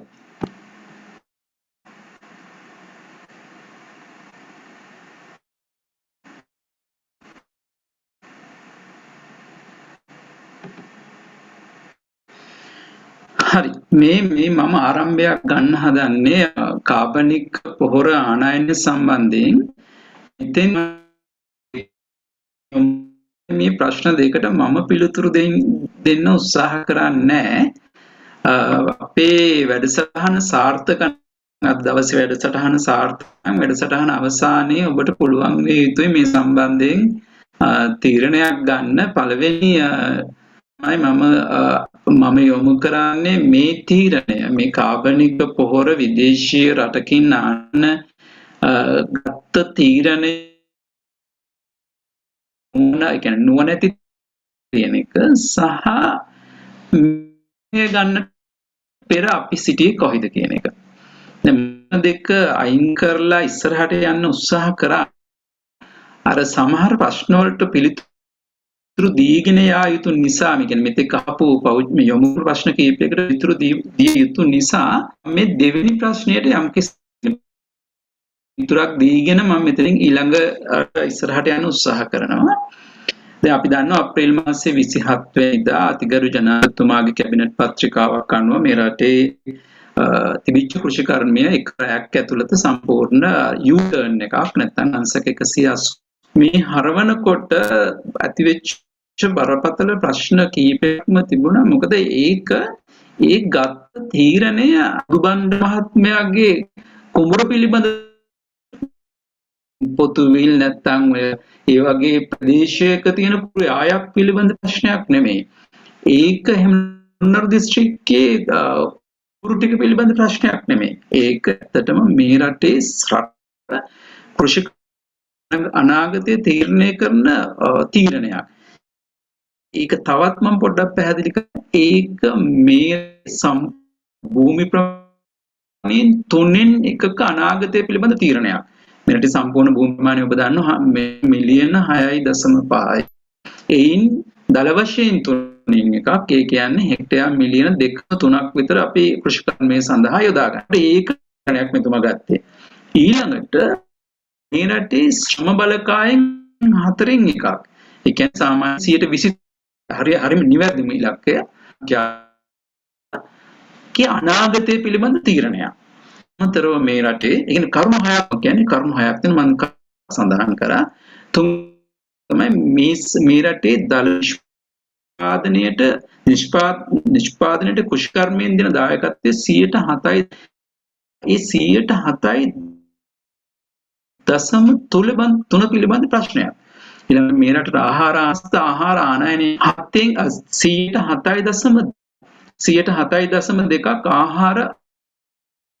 ඒකට ආහාර ආනයනය කරන ආහාර ප්‍රමාණය වැඩි කරනවද අඩු වෙනවද කියන එක තීරණය වෙනවා මේ තීරණයත් එක්ක. ආහාර ආනයනය පිළිබඳ ඒ 7.2 පිළිබඳ තීරණයක්. ඊට අමතරව මේ රටේ ගොවි පවුල් විශේෂයෙන්ම වී වෙන ගොවි පවුල් ප්‍රමාණය ලක්ෂ 10 ඔවුන්ගේ පිළිබඳ තීරණයක්. ඔය ඔක්කොම ඉවරනට පස්සේ 6 වෙනියට වැදගත් ආහාර සුරක්ෂිතතාවය පිළිබඳ ආහාර සුරක්ෂිතතාවය කතරම් දුරට ඉස්සරහට අරගෙන යනවද නැද්ද කියන එක මේ අහපු ප්‍රශ්නෙට මම පිළිතුරු දෙන්නේ. ඔච්චර දුරට අරගෙන යනවද නැද්ද? අපි ආහාර ශෝෂණය කතා කරනකොට ප්‍රධාන අංශ 4ක් ගැන කතා කරනවා. ඒ කියන්නේ ආහාර affordability මිනිස්සුන්ට ජනතාවට මිලදී ගන්න පුළුවන් දේ ආහාර. ඒ availability මිනිස්සුන්ට වෙනවද ආහාර ගන්න. තුන්වෙනි එක quality. ඒවයි ගුණ කියන මේ කාරණා අරගෙන ලෝකයේ මේ කාරණා 4 සහ තවත් වශයෙන් මේ කාරණා හතර සවත් ක්‍රයිටීරියා ගොඩාක් අරගෙන ලෝකය මේ තියෙන ෆුඩ් සිකියුරිටි ඉන්ඩෙක්ස් කියලා එකක්. මේ ෆුඩ් සිකියුරිටි ඉන්ඩෙක්ස් එක ගන්නවා ලෝකේ රට පෙළ ගස්සලා තියෙනවා. ඒ පෙළ ගැස්වීම තීරණයට වහාම පෙර අපි හිටියේ 66 වෙනි ස්ථානයේ. සිංගප්පූරු අංක එකේ හිටියේ අපි හිටියේ 66 වෙනි ස්ථානයේ. දැන් මේ මම 66 කිව්වට සමහරට අදහසක් ගන්න බැරි වෙයි. නමුත් ඇත්ත අදහස ආහාර ද්‍රව්‍ය ආනයනය කරන ඉන්දියාවේ ඉන්නේ 72 වෙනි ස්ථානයේ. අපිට ආසන්න අපි තවත් ආහාර ආනයනය කරන අනිත් රටක් තමයි පාකිස්තානය. පාකිස්තාන 8 වෙනි ස්ථානයේ. එවැනි තැනක තිබිච්ච රටක් තමයි මේ මොහොතේ මේ වෙනස් වීම පවතින්නේ. මේ මොහොතේ වෙනස් වීම පවතින්නේ ඇත්ත වශයෙන්ක ආහාර සුරක්ෂිතතාව කියලා කියන්නේ. කිසි රටක ආහාර සුරක්ෂිතතාව නොමැතිද එම රටේ ජාතික ආරක්ෂාවක්. මාරිම ජාතික ආරක්ෂාවට සම්බන්ධ දෙයක් තමයි ආහාර සුරක්ෂිතතාව. එවැනි තීරණයක් ගන්නකොට ඒ නායකයා සංවේදී නායකයෙක් නා. ඒ නායකයා ආණ්ඩුව මිනිසුන්ට සමසුන් ගැන හිතන රට ගැන හිතන ආණ්ඩුවක් නම් අවම වශයෙන් ප්‍රධාන ක්‍රයිටීරියා දෙකක් සලකා බැලිය යුතු තිබුණා. පළවෙනි මම මේ දෙවෙනි ප්‍රශ්නෙට දැන් උත්තර දෙන්නේ. පළවෙනි එක තමයි ලෝකයේ මේ සඳහා පූර්වාදර්ශ තිබුණාද නැවත? ලෝකයේ 100% කාබනික සඳහා පූර්වාදර්ශ තියෙනවද කියලා. ඒක අර මම ආපුවත් අර සුදුබන්මේගේ කුඹුර පිළිබඳ එකක් නෙමෙයිනේ. මේක ලෝකයේ. එතකොට අපිට මොකද්ද තියෙන ලෝකයෙන් ගන්න තියෙන தත්ත්වය මොකද්ද? දැනන දෙයක්ද? සම්පූර්ණ ලෝකයේ තියෙන කෘෂි ඉඩම් වලින් සම්පූර්ණ ලෝකයේ තියෙන කෘෂි ඉඩම් වලින් 100.5ක් පමණ කාබනික සඳහා යොමු කරලා තියෙනවා. හෙක්ටයාර් මිලියන 70 වගේ ප්‍රමාණයක් එයිනුත් 3/2ක් ඒ කියන්නේ සාමාන්‍යයෙන් හෙක්ටයාර් මිලියන 49ක් විතර කාබනික ඒව සත්ව පාලනයට සතුන්ගේ අර මේ තනකොළ බිම් අන්තෘණ බිම් වගේ වට තමයි යොදන්නේ. ඊළඟට ආසියාවේ තත්ත්වය සම්පූර්ණ කෘෂි ඉඩම් වලින් 4ක් විතරයි. අපි දැන් කතා කරන්න යන මම තාප පොඩ්ඩකින් යනවා මේ චීන තත්ත්වය අපි මැටීරියල් හදලා කාබනික ද්‍රව්‍ය හදලා හරි ආදරෙන් අපිට මේ අපේ රටට එවන ලංකාව කාබනික කරන සම්පූර්ණ කෘෂිකාර්මික ඉඩම් වලින් 100.4ක් පමණයි කාබනික දත්ත කරලා තියෙන්නේ. අපි සමහරලාට කතා කරන ඉන්දියාවේ විශාල වශයෙන් කාබනික වගාව කරන වැසෑම් ප්‍රාන්තවල මේ උදාහරණ අරගෙන කිරිය බලන්න පුළුවන් ගොඩාක් ඒවා. එන සම්පූර්ණ ඉඩම් වලින් 1.1% කාබනික වගාව සඳහා යොදාගෙන තියෙන්නේ. ඇමරිකාවේ තමයි ලෝකෙ වැඩිම කාබනික නිෂ්පාදන 100.8 පමණයි කාබනික වගාව සඳහා යොදාගෙන තියෙන්නේ. එකම රටයි කාබනික වගාව සඳහා යොදාගෙන රට තියෙන ඉඩම් වලින් රට තියෙන කෘෂිකාර්මික ඉඩම් වලින් 140ට වඩා යොදාගෙන තියෙන ලෝකෙ ඉතාම කුඩා රටින් තියෙන කෙනේ නමවත් එච්චර හුරු නැහැ රට. මේ රටේ විශාලත්වය කිව්වොත් සම්පූර්ණ විශ්ව ස්ක්වයර් කිලෝමීටර් 100 ඒ කියන්නේ අපේ රට නගරයක් වගේ. ජනසංඛ්‍යාව 40000යි. හිතාගන්න තරමේ. හැබැයි ඊට එහා ගියපු දෙයක් තියෙනවා මේ රටේ ඒක පුජ්‍යලා ආදායම $98500යි. ඒ පුජ්‍යලා ආදායම. ඒතොර ඒ රට ඕන දෙයක් කරන්න පුළුවන්. එවැනි රටක් විතරමයි තියෙන්නේ 140ක් වත් ගියපු අපේ එතකොට කොහින්ද මේ පූර්වාදර්ශ තියෙන්නේ? පූර්වාදර්ශයක් නැහැ. පූර්වාදර්ශ නොමැති දෙවෙනියට යොදාගත්ත හැකි ක්‍රයිටීරියා එක තමයි පර්යේෂණතුයි. ඒ පර්යේෂණ දත්තයක් නැහැ. විශාල ප්‍රමාණයක් රටක් බන්ධයෙන් කියන පොඩි කුඹු නැහැ. ඒක තමයි අපි තිබුණේ. නිසා ප්‍රායෝගික තීරණයක් දෙකේ බොහොම තීරණය කරන්න මේ කිව්වේ මම මීට ඉස්සර මේ සම්බන්ධ කරපු දේශන වල කොටසක් තමයි අත්‍තරම කිව්වේ මේ ප්‍රශ්න උත්තර දීමක් විදියට. මම දැන් එන්නම් මෙතෙන්ට. අදට මේ ආරම්භ කරන්න. චීනය කියන්නේ අපිට මේ ඕගනික කාබනික ද්‍රව්‍ය මේ ආරක්ෂිත ස්ථානයක්. අපි චීන ගැන කතා කරොත් එහෙම චීන ගැන ගොඩාක් දේවල් කතා කරන්න පුළුවන්. ලෝකේ විශාල නිෂ්පාදකයා. ලෝකේ විශාලම පරිභෝජකයා. ලෝක ජනගහනයක් ඉන්න රට බිලියන් 1.0 මේවා ගොඩාක් දේවල් තියෙනවනේ. සහ එකතු කරලා අරගෙන බලනකොට මේ ඔක්කොම එකතු කරලා දැන් ජනගහනය වැඩි කියලා කියන්නේ වැඩි වෙනවා කියලා කියන්නේ ඒ ජනගහනයේ පරිසරයට පසට වලට ජලාශ වලට මුදු වලට එකතු වෙන නිසා ඇති වෙන බලපෑම් දූෂණය කොතරම් ඉහළ විය හැකිද? ඒක. දෙවෙනි එක කෘෂිකර්මය ඊටාම සාර්ථක කෘෂිකරක් ඒ රටේ කෘෂිකර්මයේ කෙතරම් අර්ථක වුණත් මම මෙහි සඳහන් ලෝකයේ භාවිතා කරන රසායනික පොහොර 132 භාවිතා කරන්නේ 132ක් භාවිතා කරන්නේ චීන කිඩම් ප්‍රමාණය ලෝකයේ කිඩම් ප්‍රමාණය එක්ක බැලුවොත් එම 108ක් විතරයි. ලෝකයේ සම්පූර්ණ කෘෂිකාර්මික 8ක් විතරයි චීනට තියෙන්නේ. හැබැයි 108 සඳහා ලෝක කරන කෘෂිකර්ම මේ රසායනික පොහොර වලින් 132ක් භාවිතා කරන්නේ චීනය.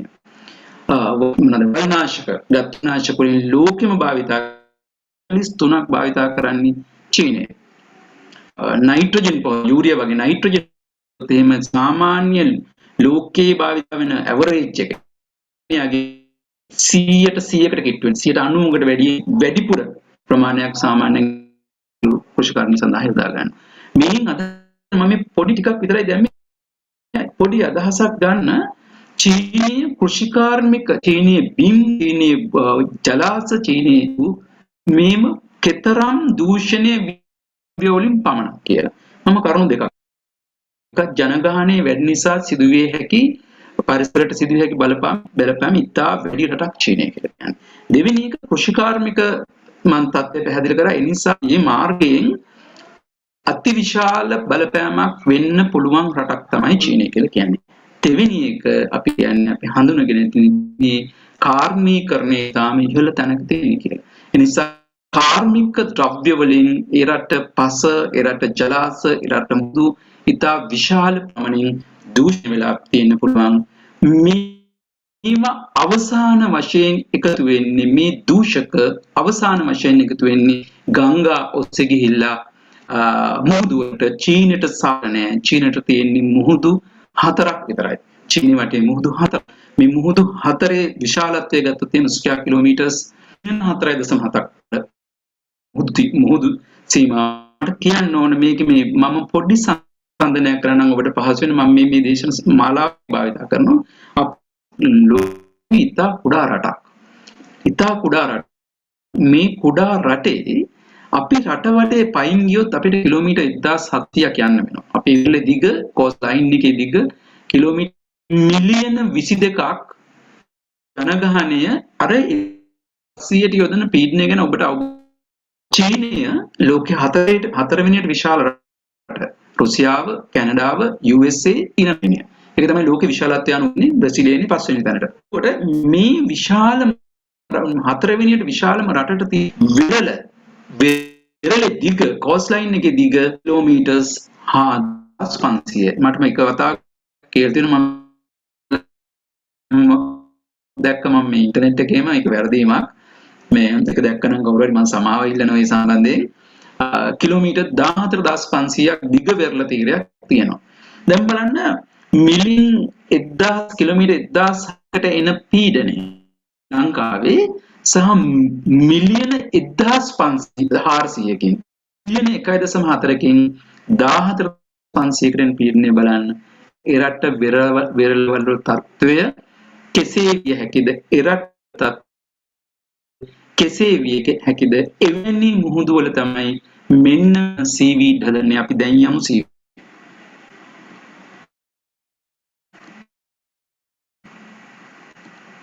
සීවීඩ් කිව්වට පස්සේ ගොඩාක් අපේ අය හිතනවා මේක වීඩ් එකක් කියලා. ඒ කියන්නේ අපි සාමාන්‍යයෙන් මේදී වීඩ්ස් කියලා කියන්නේ මේ හයන්ස් කියන ඒවා. ඒ කියන්නේ මල් පිපෙන ශාක කියන ඒවා. හැබැයි කියලා කියන්නේ ඇල්ගී. සීවීඩ් කියන්නේ ඇල්ගී විශාල ආකාර මැක්‍රෝ ආකාර විශාල ආකාර වලට තමයි නොපෙනෙන කුඩා ආකාරවලට අපි කියන්නේ මයික්‍රෝ ඇල්ගී කියලා. ඒක වෙනම කතාවක්. නමුත් ලෝකයේ මේ වෙනකොට දෙන ඔබට ඉතා හොඳ අවබෝධයක් තියෙනවා. මේ වැඩි අපි අනිවාර්යයෙන්ම අපේ ආහාර නිෂ්පාදනය වැඩි කරන්න ඕනේ. දැන් අපේ තියෙන ප්‍රශ්නේ මේ මොහොතේ යන අර කැබිනට් පේපර් එක එන්නේ ඉස්සෙල්ලා කෘෂි අපිට තමයි ඒ තියෙන අස්වැන්න ගැනීම තිබිච්ච අස්වැන්න ගැනීම පිළිබඳ අපිට කිසිම ප්‍රශ්නයක් තිබුණේ නැහැ. නිදහස ලබනකොට 100ට රටේ සහල් අවශ්‍යතාවයෙන් අපි නිෂ්පාදනය කරලා මිලියන 6 ජනගහනයේ මිලියන 6ට දෙන ආහාරවත් අපි නිෂ්පාදනය කරගන්න බැරුණා. අපි නිෂ්පාදනය කරේ 36යි. 64ක් අපි ඒකට ගියා. පිට 10 වෙනකොට අපි මිලියන 21කට ආහාර නිෂ්පාදනය වුණා. අපි එතන ඉන්න අපිට තිබිච්ච අපි වාර්ෂිකව අවමෂන් 100%කින් ලංකාවේ තත්ත්වය.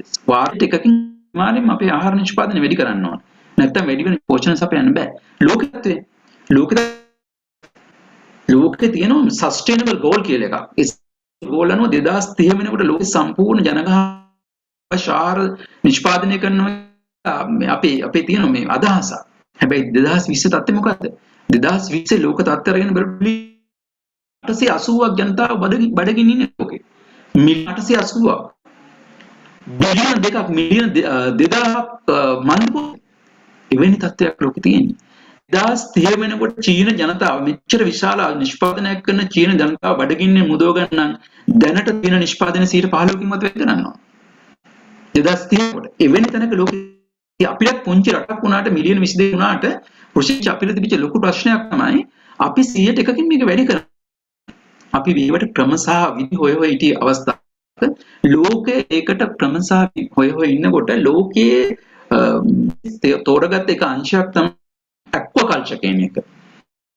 සීවීඩ් දෙන්නේ ඇක්වාකල්චර් යටතේ. සීවීඩ් ඇක්වාකල්චර් වලින් 80% යන්නේ සීවීඩ්. ඇක්වාකල්චර් සම්පූර්ණ පස්සේ ඒකේ 90ක විෂන් එක දෙන්නේ සීවීඩ්ස් වලින්.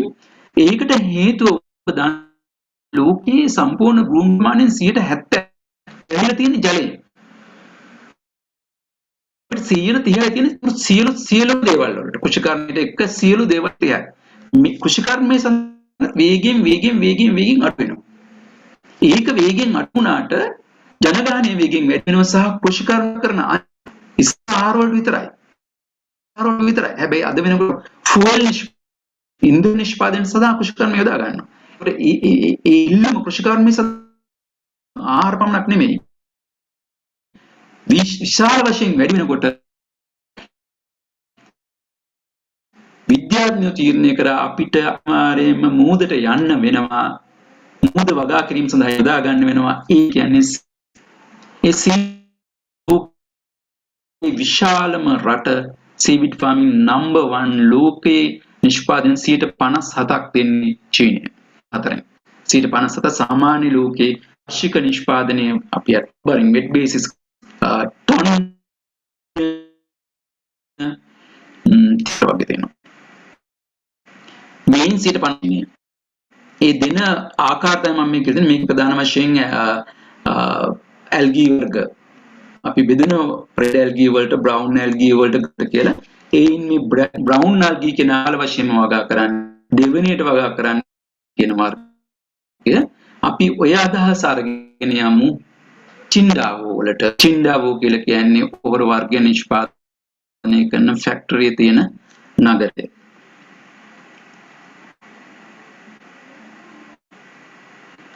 right තියෙන්නේ චින්ඩාවෝ. මේ තියෙන්නේ චින්ඩාවෝ. මේ තියෙන්නේ ඒ අසලම තියෙන මේ නගරය තමයි ජීවත් වෙච්ච නගරය. මම වසර 3ක් ජීවත් වෙච්ච නගරය නිසා මේ නගරය ගැන හොඳට මම දන්නවා. මේක තමයි මේ නිෂ්පාදනය දැන් පොඩි අදහසක් ගන්න විතරක් ඉක්මනට යන්නම් ඊළඟ ස්ලයිඩ් එකට. අර ලස්සන මේ කියන මේ yellow එක yellow නෑ. මේක කහ නෑ. මේක ටිකක් කළු පාට නේ. අර බ්ලෂ් වෝටර් වගේ ඔය ලැගූන්ස් වල අපේ කළු ආකාරයේ පාට තමයි තියෙන්නේ. ඇත්ත මුහුද මෙන්න එලෝෂී එකේ තත්වය මේ ඔක්කොම තියෙන්නේ in structures වගේ යොදාගෙන තියෙන structures. හිතන්න අති ප්‍රමාණයෙන් මෙහෙම නිෂ්පාදනය අති විශාල නිෂ්පාදනය මේ මුහුදු තීරය සම්පූර්ණ වැහිලා යනකොට ඇතිවන ඒ තත්ත්වය තමයි මෙන්න මෙතන තියෙන්නේ. මේ රූපයෙන් තියෙන්නේ මැසිව් ග්‍රීන් ටයිඩ් කියන එක චීනෙම භාවිත කරන වචනයෙන් සම්බන්ධයෙන්. ඒ කියන්නේ ඇල්ගල් බ්ලූම් එක. අති විශාල දූෂණයක් දැනට අවුරුදු 15කට විතර පටන් ගත්තේ මේ යෙලෝ පටන් ගත්තේ කියන්නේ උණුසුම් මේ කියන්නේ නෝට සාමාන්‍යයෙන් මේ ජූලි වගේ වෙනකොට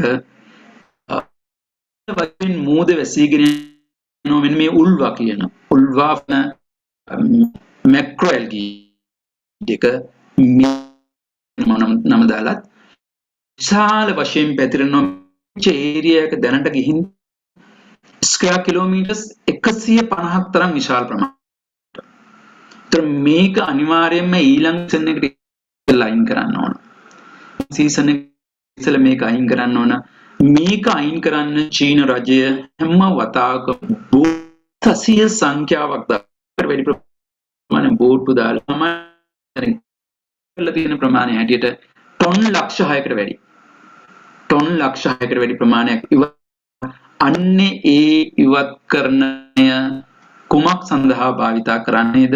පළවෙනි මෙලෙස අති විශේෂම පෝෂකයක්වත් දාන්න නැතුව ඇල්ගල් බ්ලූම් ඇති වෙන්නේ මම මුලින්ම කියලා මේ ජලාශ ඉතාම දූෂිත ජලාශ කියලා. පොහොර වලින් පෝෂකයන් අනිත් ගොඩක් අංශ වලින් අති වෙච්ච දූෂණය වෙච්ච ප්‍රදේශ තමයි මේ ජලාශ. මගේ අත්දැකීමෙන් මම කියන්නේ. එතකොට හිතන්න මේ වයින් පොහොර හැදුවොත් කාබනික පොහොර හැදුවොත් ඇති වෙන තත්ත්වම යන්නම් ඒ තව පොඩ්ඩක් විස්තර කරන්න ඊළඟ ස්ලයිඩ් එකට. right මේ තියෙන්නේ කතාවක් මම මේ ගන්න මෙතන තියෙනවා නීච සංග්‍රහයෙන්ම මම මේ ගන්න හිතුවා නීච සංග්‍රහයේ පළ වුණොත් නැත්නම් වෙන සෝස් එකක් ගත්තනම් වෙන ප්‍රභවයක් ගත්තනම් කාට හරි ඒක චැලෙන්ජ් මේක මට නෙමෙයි චැලෙන්ජ් කරන්න මෙන්න මේ නීච සංග්‍රහවට චැලෙන්ජ් කරන්න මම කියන මේ කතාව සම්බන්ධයෙන් ඒක කියන්නම තමයි මේක මම පෙන්නලා මේක දෙන කන්ටෙන්ට් එක බලා ගන්න ඉහන්දා අපිට මේ කන්ටෙන්ට් එක අපිට අවශ්‍ය නැහැ මේ මොහොතට මම මේක පොඩ්ඩක් සරල කරන්නම් ඊළඟ ස්ලයිඩ් එකේ.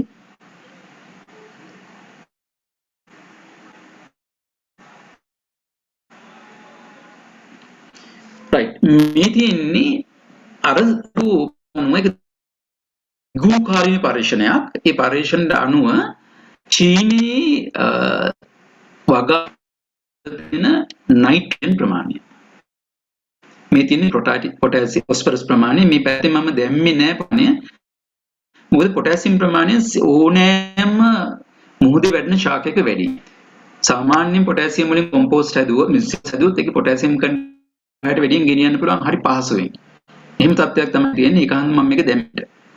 මේ තියෙන ෆොස්ෆරස් ප්‍රමාණය ඔබසම ගන්න මුලින් තියෙන කන්ද ඒක නෙග්ලිජිබල් අපිට ඒක අයින් කරන්න පුළුවන්. අපි මෙතෙන්ට මේ තියෙන්නේ සම්පූර්ණ චීන නිෂ්පාදනයේ වසර ගණනාවක් තිස්සේ නිෂ්පාදනය කරපු සීවීඩ් වල නයිට්‍රජන් කන්ටෙන්ට් එක ඇවරේජ් එකක් විදියට සාමාන්‍ය අංගය. මේ තියෙන්නේ චීනයේ විශාල වශයෙන්ම වර්ණ ස්පීසිස් එක මේක මේ ඔලිනාරියා ජැපොනිකා කියන ලැමිනියා චයිනීස් නම මේ සෝරි මේ නමක් ජැපනීස් නමක් මේකෙම බලාගන්න පුළුවන් ජැපනිකා කැලලක් තියෙනවා වගා කරන විශාල වශයෙන් වගා කරන බ්‍රවුන් මේක තමයි මේ අපේ ඔය සමහර විද්‍යාඥයෝ කිව්වේ අම්මෝ විතර විශාල මුහුදු පැලෑටි ලෝකේ තියෙන ගණන් වගේ වැඩන තියෙන ඒක තමයි මේ කෙල්ෆ් කියලා කියන්නේ මේකට මේකේ තියෙන ප්‍රමාණය 3.71යි. මේ දෙවනියට වගා කරන විශාල මේක රෙඩ් ඇල්ගී එක ප්‍රමාණය ගත්තට පස්සේ 4.5යි. දැන් අපිට කියනවා මේව භාවිතා කරලා චීනීය සීවීඩ් භාවිතා කරලා ලංවන කොම්පෝස්ට් වල නැත්නම් කාබනික පොහොය නයිට්‍රජන් කන්ටෙන්ට් එක 100%. මට ඉස්සෙල්ලා හිටපු මහත්මයාත් පැහැදිලි කරා එක මේක කිසිම ආකාරයකින් වෙන්න බෑ මේක රේට් කරන්න. දැන් අපි ගන්නමු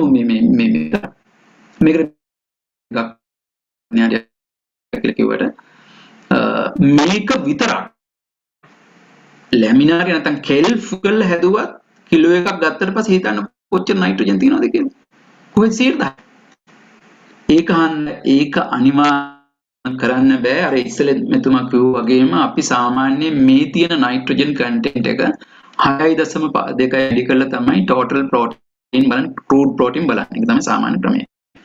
එතකොට 10%යි තියෙන නයිට්‍රජන් එකකින් අදහස් වෙන්නේ 60.5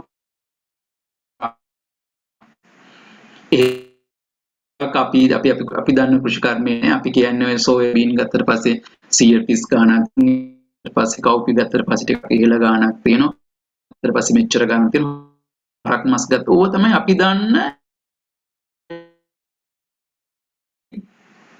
ප්‍රබලයන් මේ ඔක්කොම 130 මේ ඔක්කොගෙම තියෙන 130 ගණන් මේ කිසිම මැක්‍රෝ එකකින් නැත්තම් සීඩ් එකකින් මේ ගාණ හදන්න බෑ CV බේස් එකකින් නයිට්‍රජන් කන්ටෙන්ට් එක 110 කියලා කියන්නේ තනිකර බොරුවක් තා වගකීමෙන් මම කියන්නේ ඒක නොම ගෑවීමක් වෙනවනම් මම කියන ප්‍රවේශම් වෙනවා මම කියන්නේ එහෙම කිව්වා ඒක කරන්න මේක හැබැයි මම එක මයික්‍රෝඇල්ගී වර්ග තියෙනවා සමහර මයික්‍රෝඇල්ගී වර්ග තියෙනවා මේ ප්‍රෝටීන් නැත්නම් මේ නයිට්‍රජන් කන්ටෙන්ට් එක ටිකක් ඉහළට ගන්න පුළුවන් වගා කරනවා සී මයික්‍රෝඇල්ගී වගා කරන විශාල වශයෙන් වගා කරන උදාහරණයක් මම ගොරෙල්ලා වුල්ගාරිස් කියන මයික්‍රෝඇල්ගී එක ග්‍රීන් ඇල්ගී එකක් ඒක සාමාන්‍යයෙන් වගා කළා 150 60 අතර 150ට ඉහළින් 158ට අඩුවෙන් සාමාන්‍යයෙන් ගන්න පුළුවන් ප්‍රෝටීන් කන්ටෙන්ට් එක. ඒතර ඒකෙන් දුන්නොත් ඒකෙන් නයිට්‍රජන් දුන්නොත් එන්නේ ඒකෙන්ම හදන්න ඕන. ඒකෙන් හදුව සාමාන්‍යයෙන් 110 ගන්න පුළුවන්. ඊට වඩා නයිට්‍රජන් එකක් තියෙන එකම ස්පීසිස් එක කියන බ්ලූ ග්‍රීන් එක ස්පිරුලිනා ප්ලැටෙන්සිස් කියනවා. ආතොස්පිලා ප්ලැටෙන්සිස් ආතොස්පිලා කොමික් මේ ඔක්කොම එකයි කරොත් 70ට ඉහළට ගියපු ටයක් ගන්න පුළුවන්. ඒතර ඒකෙන්ම විතරක් දැම්මොත් අපිට ඔය හැබැයි මතක තියාගන්න සීවීඩ් වගේ නෙමෙයි මයික් දනවා කියලා අති විශාල වියදමක් ඒ වෙනුවෙන් දරන්න වෙනවා. ඒ නිසා ඒව හදලා කොම්පෝස්ට් වලට දාන්න බෑ. මේවට දාන්න මෝඩ් වැඩ ලෝකෙ කෙරෙන්නේ නැහැ. ඒ නිසා එය විය නොහැකි. මොකක්ද විය හැකි? ඒ ප්‍රශ්නේ විදියට possible scenarios මම කියන්නේ possible වෙන්න පුළුවන් ඒවා තමයි මම කියන්නේ. මේකේ මේ කියන වචනය ඔය අපිට එවනවා කියන එකේ seaweed කියන වචනේ භාවිතා කරලා තියෙන්නේ මම විශ්වාස. අර icing work එකට කියලා. ඒ ආකර්ෂණය ගන්න. තුව එකෙන් 110ක් දෙන්න බෑ. මෙහෙම වෙන්න පුළුවන්. 100ක් දෙන්න පුළුවන්. seaweed එක පුළුවන්. හැබැයි seaweed වලින් නයිට්‍රජන් 110ක් දෙන්න බෑ. කොට seaweed 110ක් තිබුණොත් මොනවද අනිත්‍යව තියෙන 90ක්. බරපතල ප්‍රශ්නයක්. මෙහිම large scale හදනවා නම් මෙහිම large scale හදන විශාල ටොන් ගණන් ලෝකෙට යවනවා නම් අපිට ක්‍රම කීපයක් තියෙනවා. මේව ඒවා කියලා. හැබැයි ක්‍රම කීපයක් තියෙන එකක් තමයි clay මැටි. මැටි අරගෙන මැටියට අර දෙන percentages දෙනවා. දැන් මැටි ටික අරගෙන ඒකට ඇමයිනෝ අම්ලය දාලා නයිට්‍රජන් කන්ටෙන්ට් එක වැඩි කරනවා. ඒකට හියුමික් ඇසිඩ් වගේ ඒවා දාලා කරනවා. ස්පිට් එකකුත් දානවා. එහෙම වෙන්න පුළුවන්. එහෙම urban garden මේ නාගරික අපතක් චීන ඕන තරම් දෙනවා. පුළුවන්. මේ වෙන සෝස් එකකින් කන්ටෙන්ට් එක හිතමුනේ පළවෙනි ඔප්ෂන් එකට ගියා කියලා. දැන් මම ගෝ CV වලින් එක වෙන්න බෑ කියලා. පළවෙනි මැටි වලින් ආව කියලා. මැටි වලින් අපි මේකවා කතා කරපු ශුද්‍ර ජීවි බැක්ටීරියා අනිකුත් ඒ ඔක්කොටම වඩා ඉහළ ගිය අති විශාල තර්ජනයක් තියෙනවා. මේක හදලා ඉන්නේ. හොඳට බලන්න මේක මැටි වලින් හදලා ඉන්නේ. ඔබට දන්න කෙනෙක් පුළුවන් නම් මේවා මේකේ සෝස් එක තර්ජනයක් තියෙනවා. මොකද අපිට හොයා මම කලින්ම කියලා පටන් රටක් කියලා මම උදාහරණයක් ඊළඟ ස්ලයිඩ් එකකින් කියන්නම්. මේ ස්ලයිඩ් එක ස්කිප් කරනවා මේ මොහොතේ කාලය හන්දා. මේ තියෙන්නේ තවත් අර නේචර් සංග්‍රහයෙන්ම පළවෙච්ච ලිපියක්. දැන් මේකේ අනුව මේකේ මෙටල්ස් හෙවි මෙටල්ස් කන්ටෙන්ට් එක චීනේ තියෙන සීවීඩ්ස් වල. අපි ඒක සරල කරලා බලමු. මෙන්න බ්‍රවුන් සීවීඩ්ස් ලෝකෙ වැඩියෙන්ම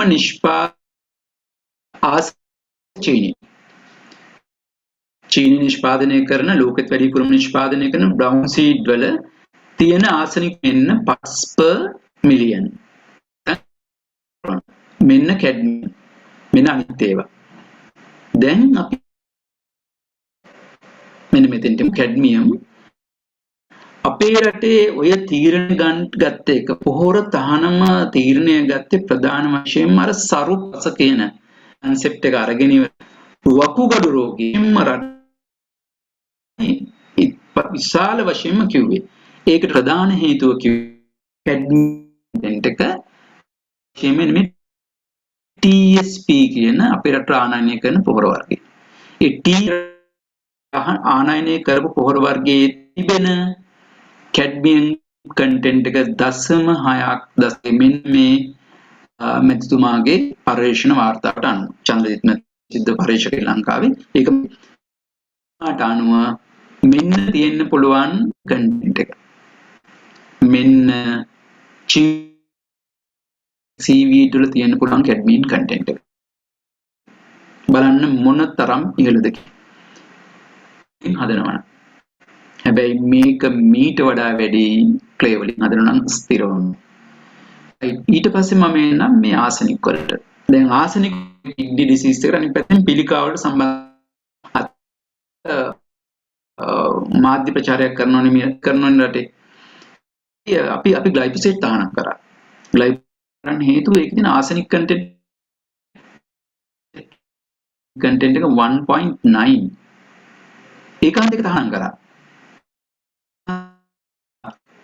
හැබැයි මෙන්න චීනයේ නිෂ්පාදනය කරන සීවීඩ්ස් තියෙන්න පුළුවන් ආසනික් කන්ටෙන්ට් එක ඒවා වලින් මෙම තියෙන අමුද්‍රව්‍ය වලින් කොම්පෝස්ට් කරලා නැත්නම් කාබනික පොහොර හදලා ඒවා අත්තාල ප්‍රමාණය මොකද අපි දාන්නේ පසට කිලෝග්‍රෑම් per හෙක්ටාර් දේශීය පොහොර නිර්දේශීය කෘෂිකර්ම දෙපාර්තමේන්තුවේ පොහොර නියෝගය වෙනස් වෙනවා. කලාපය අනුව වෙනස් වෙනවා. කිලෝග්‍රෑම් per හෙක්ටාර් නැත්නම් කිලෝග්‍රෑම් ඒක එහෙම තමයි නිර්දේශය. අපිට කොම්පෝස්ට් දාන්න වෙන්නේ tonnes per acre. Tonnes per හෙක්ටාර් හිතා ගන්න ප්‍රමාණයක් සීවීඩ් වලින් හැදුවොත් එනමද සීවීඩ් වලක් හදන්න බෑ මට තියෙන දත්තෝනේ මට තියෙන මේ දැනුම හැටියට. එහෙමනොත් වෙන සෝස් වලින් හැදෙන්නේ මේ වෙනස් දෙක මම කිව්වා. දල වශයෙන් වෙන්න පුළුවන් එකක් මැටි අරගෙන මොඩිෆයි කරන එකක් urban garbage ගන්න එක. ඒ මොකක් ගත්ත මේ කන්ටෙන්ට් එක මීට වැඩි. එතකොට ටොන් ලක්ෂයක් එනකොට අපේ රට එන්න පුළුවන් කැඩ්මියම් ප්‍රමාණය අපේ රට එන්න පුළුවන් ආසනික් ප්‍රමාණය ගැන අදහසක් ගන්න මේක කන්න 3 ගතියකට ගියොත් තියෙන කට්ටියගේ වකුගඩ හේතුවට ඕක නම් හේතුව ඔබම තීරණය කරනවාක්ද අනාගතේ ගොඩක් කාලය ගත්ත බොහොම ස්තුතියි.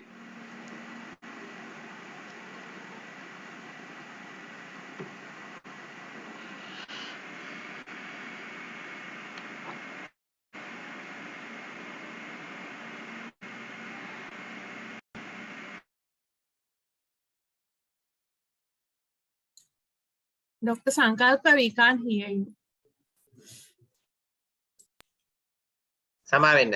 ඇත්තටම ඇඟ හිරිවැටලා ගියා මහාචාර්යතුමාගේ ඒ අදහස් දැක්වීමෙන් පස්සේ මේ කියපු කාරණාත් එක්ක එතුමාගේ සම්බන්ධතාවය යම්කිසි අපහසුතාවයක් තිබුණත් අපි දිගටම රැඳී සිටියේ. ඇත්තටම මේ වැදගත් දත්ත සහ ඒ කාරණා ටික අපේ සමාජයේ හැමුවේ තැබීම අත්‍යවශ්‍යයි කියලා හිතපු නිසා ඇත්තටම මේ පෞද්ගලිකව මමත් බොහොමත්ම මේ කම්පණයටපත් වුණා. මේ සමහර කියපු කාරණා විශේෂයෙන්ම වෛද්‍යවරු හැටියට අපි දන්න මේ වකුගඩු රෝගය සහ පිළිකා රෝග වලට අදාළව ආසනික් සහ කැඩ්මියම් පිළිබඳව ඉදිරිපත් කර කාරණා පිළිබඳව විශේෂයෙන්ම කැඩ්මියම් ට්‍රිපල් සුපර් ෆොස්ෆේට් වල තිබෙන ප්‍රමාණය වගේ 5 ගුණයක්, ඒ වගේම ආසනික් ග්ලයිෆොසේට් වල තිබෙන ප්‍රමාණය වගේ 15 ගුණයක් රෙඩ් සීවීඩ් වලින් හදනවා නම් එතුමා කියන විදිහට හදන්නත් අමාරුයි. එහෙම හදන ප්‍රායෝගික ක්‍රමයක් නැහැ කියන එකයි පැවසුවේ. ඉතින් ඇත්තටම මේ අපේ විද්වතුන් 4 දෙනාම ඉතාමත්ම වෙනස් ආකාරයේ ඒ වගේම ඉතාමත්ම වැදගත් කාරණා රාශියක් අපිට ඉදිරිපත් කළා. ප්‍රශ්නත් අපිට ලැබිලා තිබෙනවා කීපයක්ම. මම හිතන්නේ සමහර ප්‍රශ්න වලට අපේ විද්වතුන් ඔවුන්ගේ දේශනා අතරතුරේදීම පිළිතුරු දුන්නා. ඒ නිසා අපි අපේ කාල වේලාවත් දැන් ඇත්තටම හමාර වෙන්නට කිට්ටුයි. තව විනාඩි 10ක් විතර වගේ කාලයක් තිබෙන්නේ. ඉතින් මම යම් ප්‍රශ්නයක් ඉදිරිපත් කරන්න බලාපොරොත්තු වෙනවා. විශේෂයෙන්ම මහාචාර්ය ප්‍රියන්ත ඈපා මහත්මයාට ඉදිරිපත් කරනවා මම මේ ප්‍රශ්නය. දැන් මේ ශාක නිරෝධායන පනත යටතේ මහාචාර්යතුමනි මම දන්න තරමින් ලංකාවට ගෙනෙන්නට තහනම් කරන ලද ශාක සහ ලංකාවට පස් ගෙනීම පවා තහනම් කරලා තියෙන්නේ. ඔබතුමා කිව්වා මේ ප්‍රතිපත්තිමය වෙනස සිදු කරපු අප්‍රේල් මාසයේ ඉඳන් විවිධ අවස්ථාවලදී විද්වතුන්ගේ අදහස් ඉදිරිපත් කළා. නමුත් ඒ ගමන් කළ මාර්ගය ඒ අදහස් වලට පටහැනිව වෙනස් වුණා කියලා. මම නැවත වරක් අහන්නේ මහාචාර්යතුමනි, කොහොමද මෙහෙම දෙයක් වුනේ? ඒ කියන්නේ දැන් අපි දැන් සාමාන්‍ය පුරවැසියන් හැටියට අපි දැනගන්නවා විශාල ආරක්ෂණ ක්‍රමවේදයක් නීතිමය රාමුවක් තුල මේ රටේ තිබෙනවා. මේ විශේෂයෙන් පිටරටින් පස් පවා ලංකාවට ගෙනීම තහනම් කරලා තියෙනවා. ඉතින් එහෙම තියෙද්දි මේ කාබනික වගාවක් සඳහා යොමු වීම සහ පිටරටින් කාබනික පොහොර ගෙනීම කියන මේ தත්ත්වයට දක්වා මේ සියලු විද්වතුන්ගේ මේ අදහස් සියල්ල තිබියදී අපි ගමන් කරේ කොහොමද මහාචාර්යතුමනි? ඔබතුමාට ඒක පිළිතුරක් තිබෙනවද?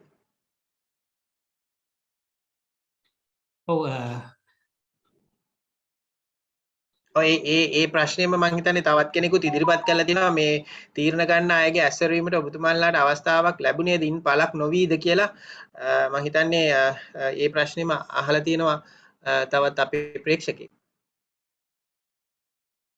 මොකක්ද උනේ මහාචාර්යතුමනි?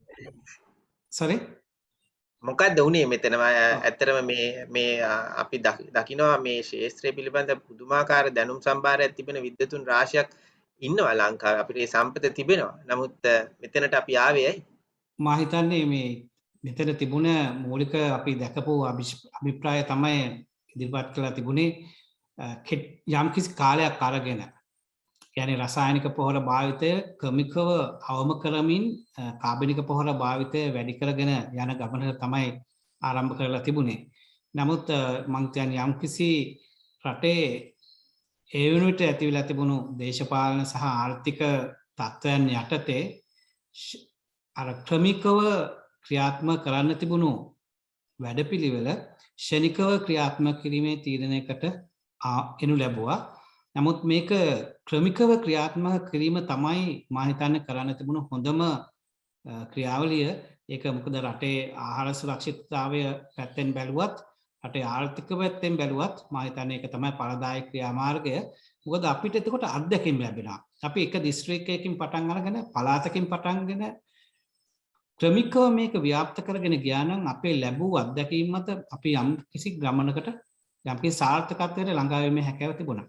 නමුත් දශක ගණනාවක් තිස්සේ යම් කිසි ක්‍රමවේදයක් ඔස්සේ ගොඩනැගුණු කෘෂි කර්මාන්තය එක් මොහොතකින් එක් වරම වෙනස් කරන්න යාම තුළ තමා මේ කාබනික ගොවිතැන කියන බොහොම සුන්දර බොහොම පරිසර හිතකාමී මානව හිතවාදී ගොවිතැන ඉතාම නරක තත්ත්වයකට ඇති කරලා කාබනික ගොවිතැන කියන එක ජනතාව තුළ අමිහිරි දෙයක් බවට පත් කරලා අප්‍රසාදය දරන දෙයක් බවට පත් කරන්න තියෙනවා මේ ෂණිකව මේක ක්‍රියාත්මක කිරීමේ ක්‍රමවේදය මත. මම හිතන්නේ මේ සම්බන්ධයෙන් බලපාපු කාරණා රාශියක් අතර විශේෂයෙන් අපි මුලින්ම අපි දැකපු දේ තමයි රටේ විශාල මුදලක් පිටරටට ඇදී යනවා මේ රසායනික පොහොර ගෙන්නන්න කියපු කාරණය. නමුත් දැන් මේ වෙනකොට අපි බලනකොට ආයෙත් තේරෙනවා නැවතත් මේ ක්‍රමවේදය යටතේ මොකද මේ විවිධ ආයතන සහ මේ නායකත්වය ගත් කණ්ඩායම බලාපොරොත්තු වුණා ලංකාව තුළ කාබනික පොහොර නිෂ්පාදනය කරන්න ලංකාව තුළ කාබනික පොහොර නිෂ්පාදනය කරලා විදේශ පිටරටට ඇදී යන මුදල නතර කරගන්න. නමුත් අවාසනාවකට වගේ ඒ ක්‍රියාවලිය ක්‍රියාත්මක වුණේ නැහැ. මොකද රට තුළ එවැනි කොම්පෝස්ට් නිෂ්පාදනයක් කරන්න බැරි නිසා.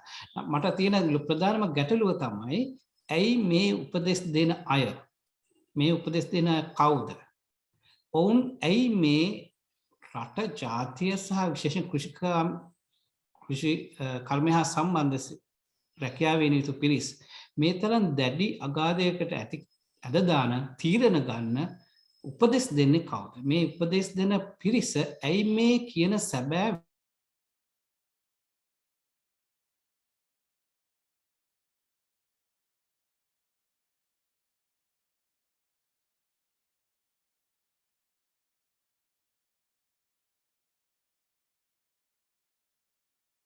මහාචාර්යතුමා අපිට ඇහෙන්නේ නැතුව ගියා එකපාරටම.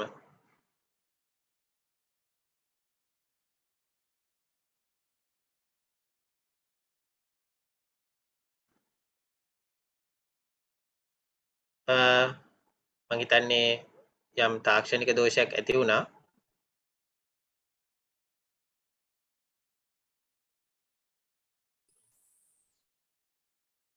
සමා වෙන්න ඔව් කමක් නැහැ ආයික. ගත තීරණය කියන්නේ නිවැරදි නොවේ නම් ඒ තීරණය නිවැරදි කරගෙන රටත් ජාතියත් අපේ ආර්ථිකයත් සහ අපේ ආහාර සුරක්ෂිතතාවයත් බේරගෙන ඉදිරියට යාමට තාමත් ඒ හැකියාව තියෙනවා. මම ස්තුතියි මහාචාර්යතුමනි. මම තව එක ප්‍රශ්නයක් යොමු කරන්න කැමතියි අපේ වැඩසටහන අවසන් කිරීමට කලින් මහාචාර්ය නාලිකා රණතුංග මහත්මියට තමයි මම මේ ප්‍රශ්නේ ඉදිරිපත් කරන්නේ. මහාචාර්යතුමියනි මේ පසුගිය දිනක යම් රූපවාහිනී වැඩසටහනකදී අදාළ විෂය භාර ඇමතිවරයා පැවසුවා මේ දැන් අපි කතා කරපු කලින් මේ කාබනික පොහොරවල සාම්පල පරීක්ෂා කිරීම සම්බන්ධයෙන් එය ශේෂ්ත්‍ර පරීක්ෂාවක් සිදු කරන්නට යොමු කරලා තිබෙනවා. ඒ වගේම මේ විශේෂයෙන්ම මේ විදේශීය ඒ විද්‍යාගාරයේ සිදු කරන ලද පරීක්ෂණය නිසි පරීක්ෂණය සහ ඒ පරීක්ෂණය නිවැරදි ලෙස සලකා මෙය අනුමත කිරීමට යම්කිසි උත්සාහයක් දරනවා කියන කතන්දරය. මෙන්න මේ පිළිබඳව ඔබතුමියගේ පොඩි අදහස අපිට ඉදිරිපත් කරන්න පුළුවන් කෙටියෙන් අපේ වැඩසටහන අවසන් කිරීමට කලින්.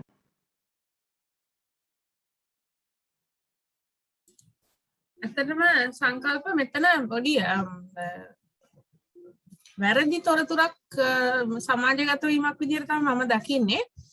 මොකද ඉතා පැහැදිලිවම අර ගයිඩ්ලයින්ස් වල සඳහන් වෙනවා මේ රට තුලට ගෙනල්ලා ඒ විදිහට පාලිත තත්ත්ව යටතේ වුණත් පරිශන කරන්න නම් යම්කිසි දියවිල්ලක් හෝ යම්කිසි විද්‍යාගාර පරීක්ෂණ වාර්තාවක් යහපත් ප්‍රතිඵලයකට පස්සේ තමයි ඒ තත්ත්වයට එන්න ඕන. මොකද දැන් මෙතන ස්ටෙරිලිටි චෙක් කරාට පස්සේ එතන මේ ශුද්ධ ජීවීන් හිටියානේ. එතකොට ඒක තහවුරු කරන්න නෙමෙයි බතලේගොඩ පරීක්ෂණායතනයට යවලා තියෙන්නේ. වගකීතු නිලධාරියෙක් විදිහට මේ මම හිතන්නේ ඇමතිතුමා එක ප්‍රකාශ කරා මේ බතලගොඩට සාම්පල්ස් යවුවා කියන එක. නමුත් මම පසු හොයා බැලීමේදී ඉතාමත් පැහැදිලි වුණා මෙතෙන්දී ස්ටෙරිලිටි චෙක් කරන්නවත් මේකේ ඉන්න ව්‍යාධි ජනකයන් පිළිබඳ පරීක්ෂණ කරන්නවත් නෙමෙයි අතරම බතලගොඩට යවලා තියෙන්නේ. වෙහි ඒ කියන්නේ වෙනත් පොහොරමය ගුණාංග සම්බන්ධයෙන් පර්යේෂණ කරන්න. නමුත් මේ ඉතාමත් අනතුරුදායක අවස්ථාවක්. මොකද අපි දැනුවත්වම මේක රට තුළ යම්කිසි තැනක ශාක වර්ධනය චෙක් කරන්න මේ විදිහට යොදාගත්තට පස්සේ ඉතා විශාල අනතුරක් තියෙනවා ඒ හරහා පරිසරයට මේ බැක්ටීරියාවල් මුදා හරින්න. ඒ නිසා මේ එතන මං හිතන්නේ එතන එක්කෝ අනවබෝධය නිසා සිදු කර ප්‍රකාශය. මොකද ඒ විරෝධායන වාර්තාව තහවුරු කිරීම සඳහා යවපු එකක් නෙමෙයි එතන සිද්ධ වෙලා තියෙන්නේ. මං හිතන්නේ ඒක තමයි ඔබතුමා ඇහුවේ මගෙන්. ඔව් ඇත්තටම මේ මං හිතන්නේ මේ බොහෝ දෙනෙක් යම්කිසි ආකාරයකින් කලබලයටපත් උනේ මේ පසට මේ නිසි පරීක්ෂණ වලින් තොරව පසට මේ සාම්පල් හරි මිශ්‍ර කරා නම් ඒකෙන් ගැටලුවක් ඇති වෙනවා නේද කියලා. විශේෂයෙන්ම දැන් මදකට කලින් ආචාර්ය පද්මසිරි රණසිංහ මහත්මයාත් පැවසුවේ විශේෂයෙන් අපි දන්නවා බැක්ටීරියාවන් එහි කොලනි දෙගුණ තෙගුණ වීමට ගත වෙන ඉතාම සුළු කාලයක්. ඉතින් පසට මිශ්‍ර කළාට පස්සේ අපිට කිසිම ආකාරයකින් ව්‍යාධි ජනක හෝ ව්‍යාධි ජනක නොවන ආචාර්ය රණසිංහ පැවසුවා කර ව්‍යාධි ජනක නොවුණා වුණත් විශාල ගැටලු ඇති වෙන්න පුළුවන්. ඉතින් එවැනි තත්ත්වයක් නිසා බොහෝ දෙනෙක් ඒ ගැන සැලකිලිමත් වුණා. අවසානයකට අද දවසේ අපිට කාලය හරස් වෙනවා මේ විද්වත් සාකච්ඡාව තවදුරටත් ඉදිරියට ගෙන යන්න. නමුත් මම හිතන්නේ අපේ විශේෂඥ විද්වත් මඩුල්ල අපේ හමුවේ ඉතාමත්ම වැදගත් කරුණු රාශියක් මේ වෙලාවේ ඉදිරිපත් කළා. අපි නොදැනගෙන හිටපු කරුණු රාශියක්, ඒ වගේම මේ ප්‍රශ්නය සම්බන්ධයෙන් අපි නොදැනගෙන හිටපු මාන රාශියක්. ඉතින් මම 43 සේනාංකය වෙනුවෙන් ස්තුතිවන්ත වෙනවා මහාචාර්ය ප්‍රියන්ත ඇප්පා, ඒ වගේම ආචාර්ය පද්මසිරි රණසිංහ, මහාචාර්ය අරුණ කුමාර සහ මහාචාර්ය නාලිකා රණතුංග මහත්මියට ඔබගේ කාලය සහ දැනුම ඉඩංගු කරමින් අපව දැනුවත් කිරීමට, ඒ වගේම මේ ප්‍රශ්නය පිළිබඳව මේ සමාජයේ රට දැනුවත් කිරීමට, ඒ වගේම මේ ප්‍රශ්නෙට මම දන්නවා ඔබ සියලුම දෙනා පෞද්ගලික මට්ටමෙනුත් ඔබට හැකි පමණ විද්වතුන් වශයෙන් මේ ප්‍රශ්නය විසඳීම සඳහා, මේ වගේම මේ ප්‍රශ්නයට නිසි දැනුම ලබා දීම සඳහා මහන්සි වෙන බව. ඉතින් සියලුම දෙනාට අපගේ අවංක ස්තුතිය 43 සේනාංකය වෙනුවෙන් පුද කරමින් අපි අද දවසේ මේ වැඩසටහන නිමා කරනවා. සියලුම දෙනාටම බොහොමත් ස්තුතියි. සුබ රාත්‍රියක්.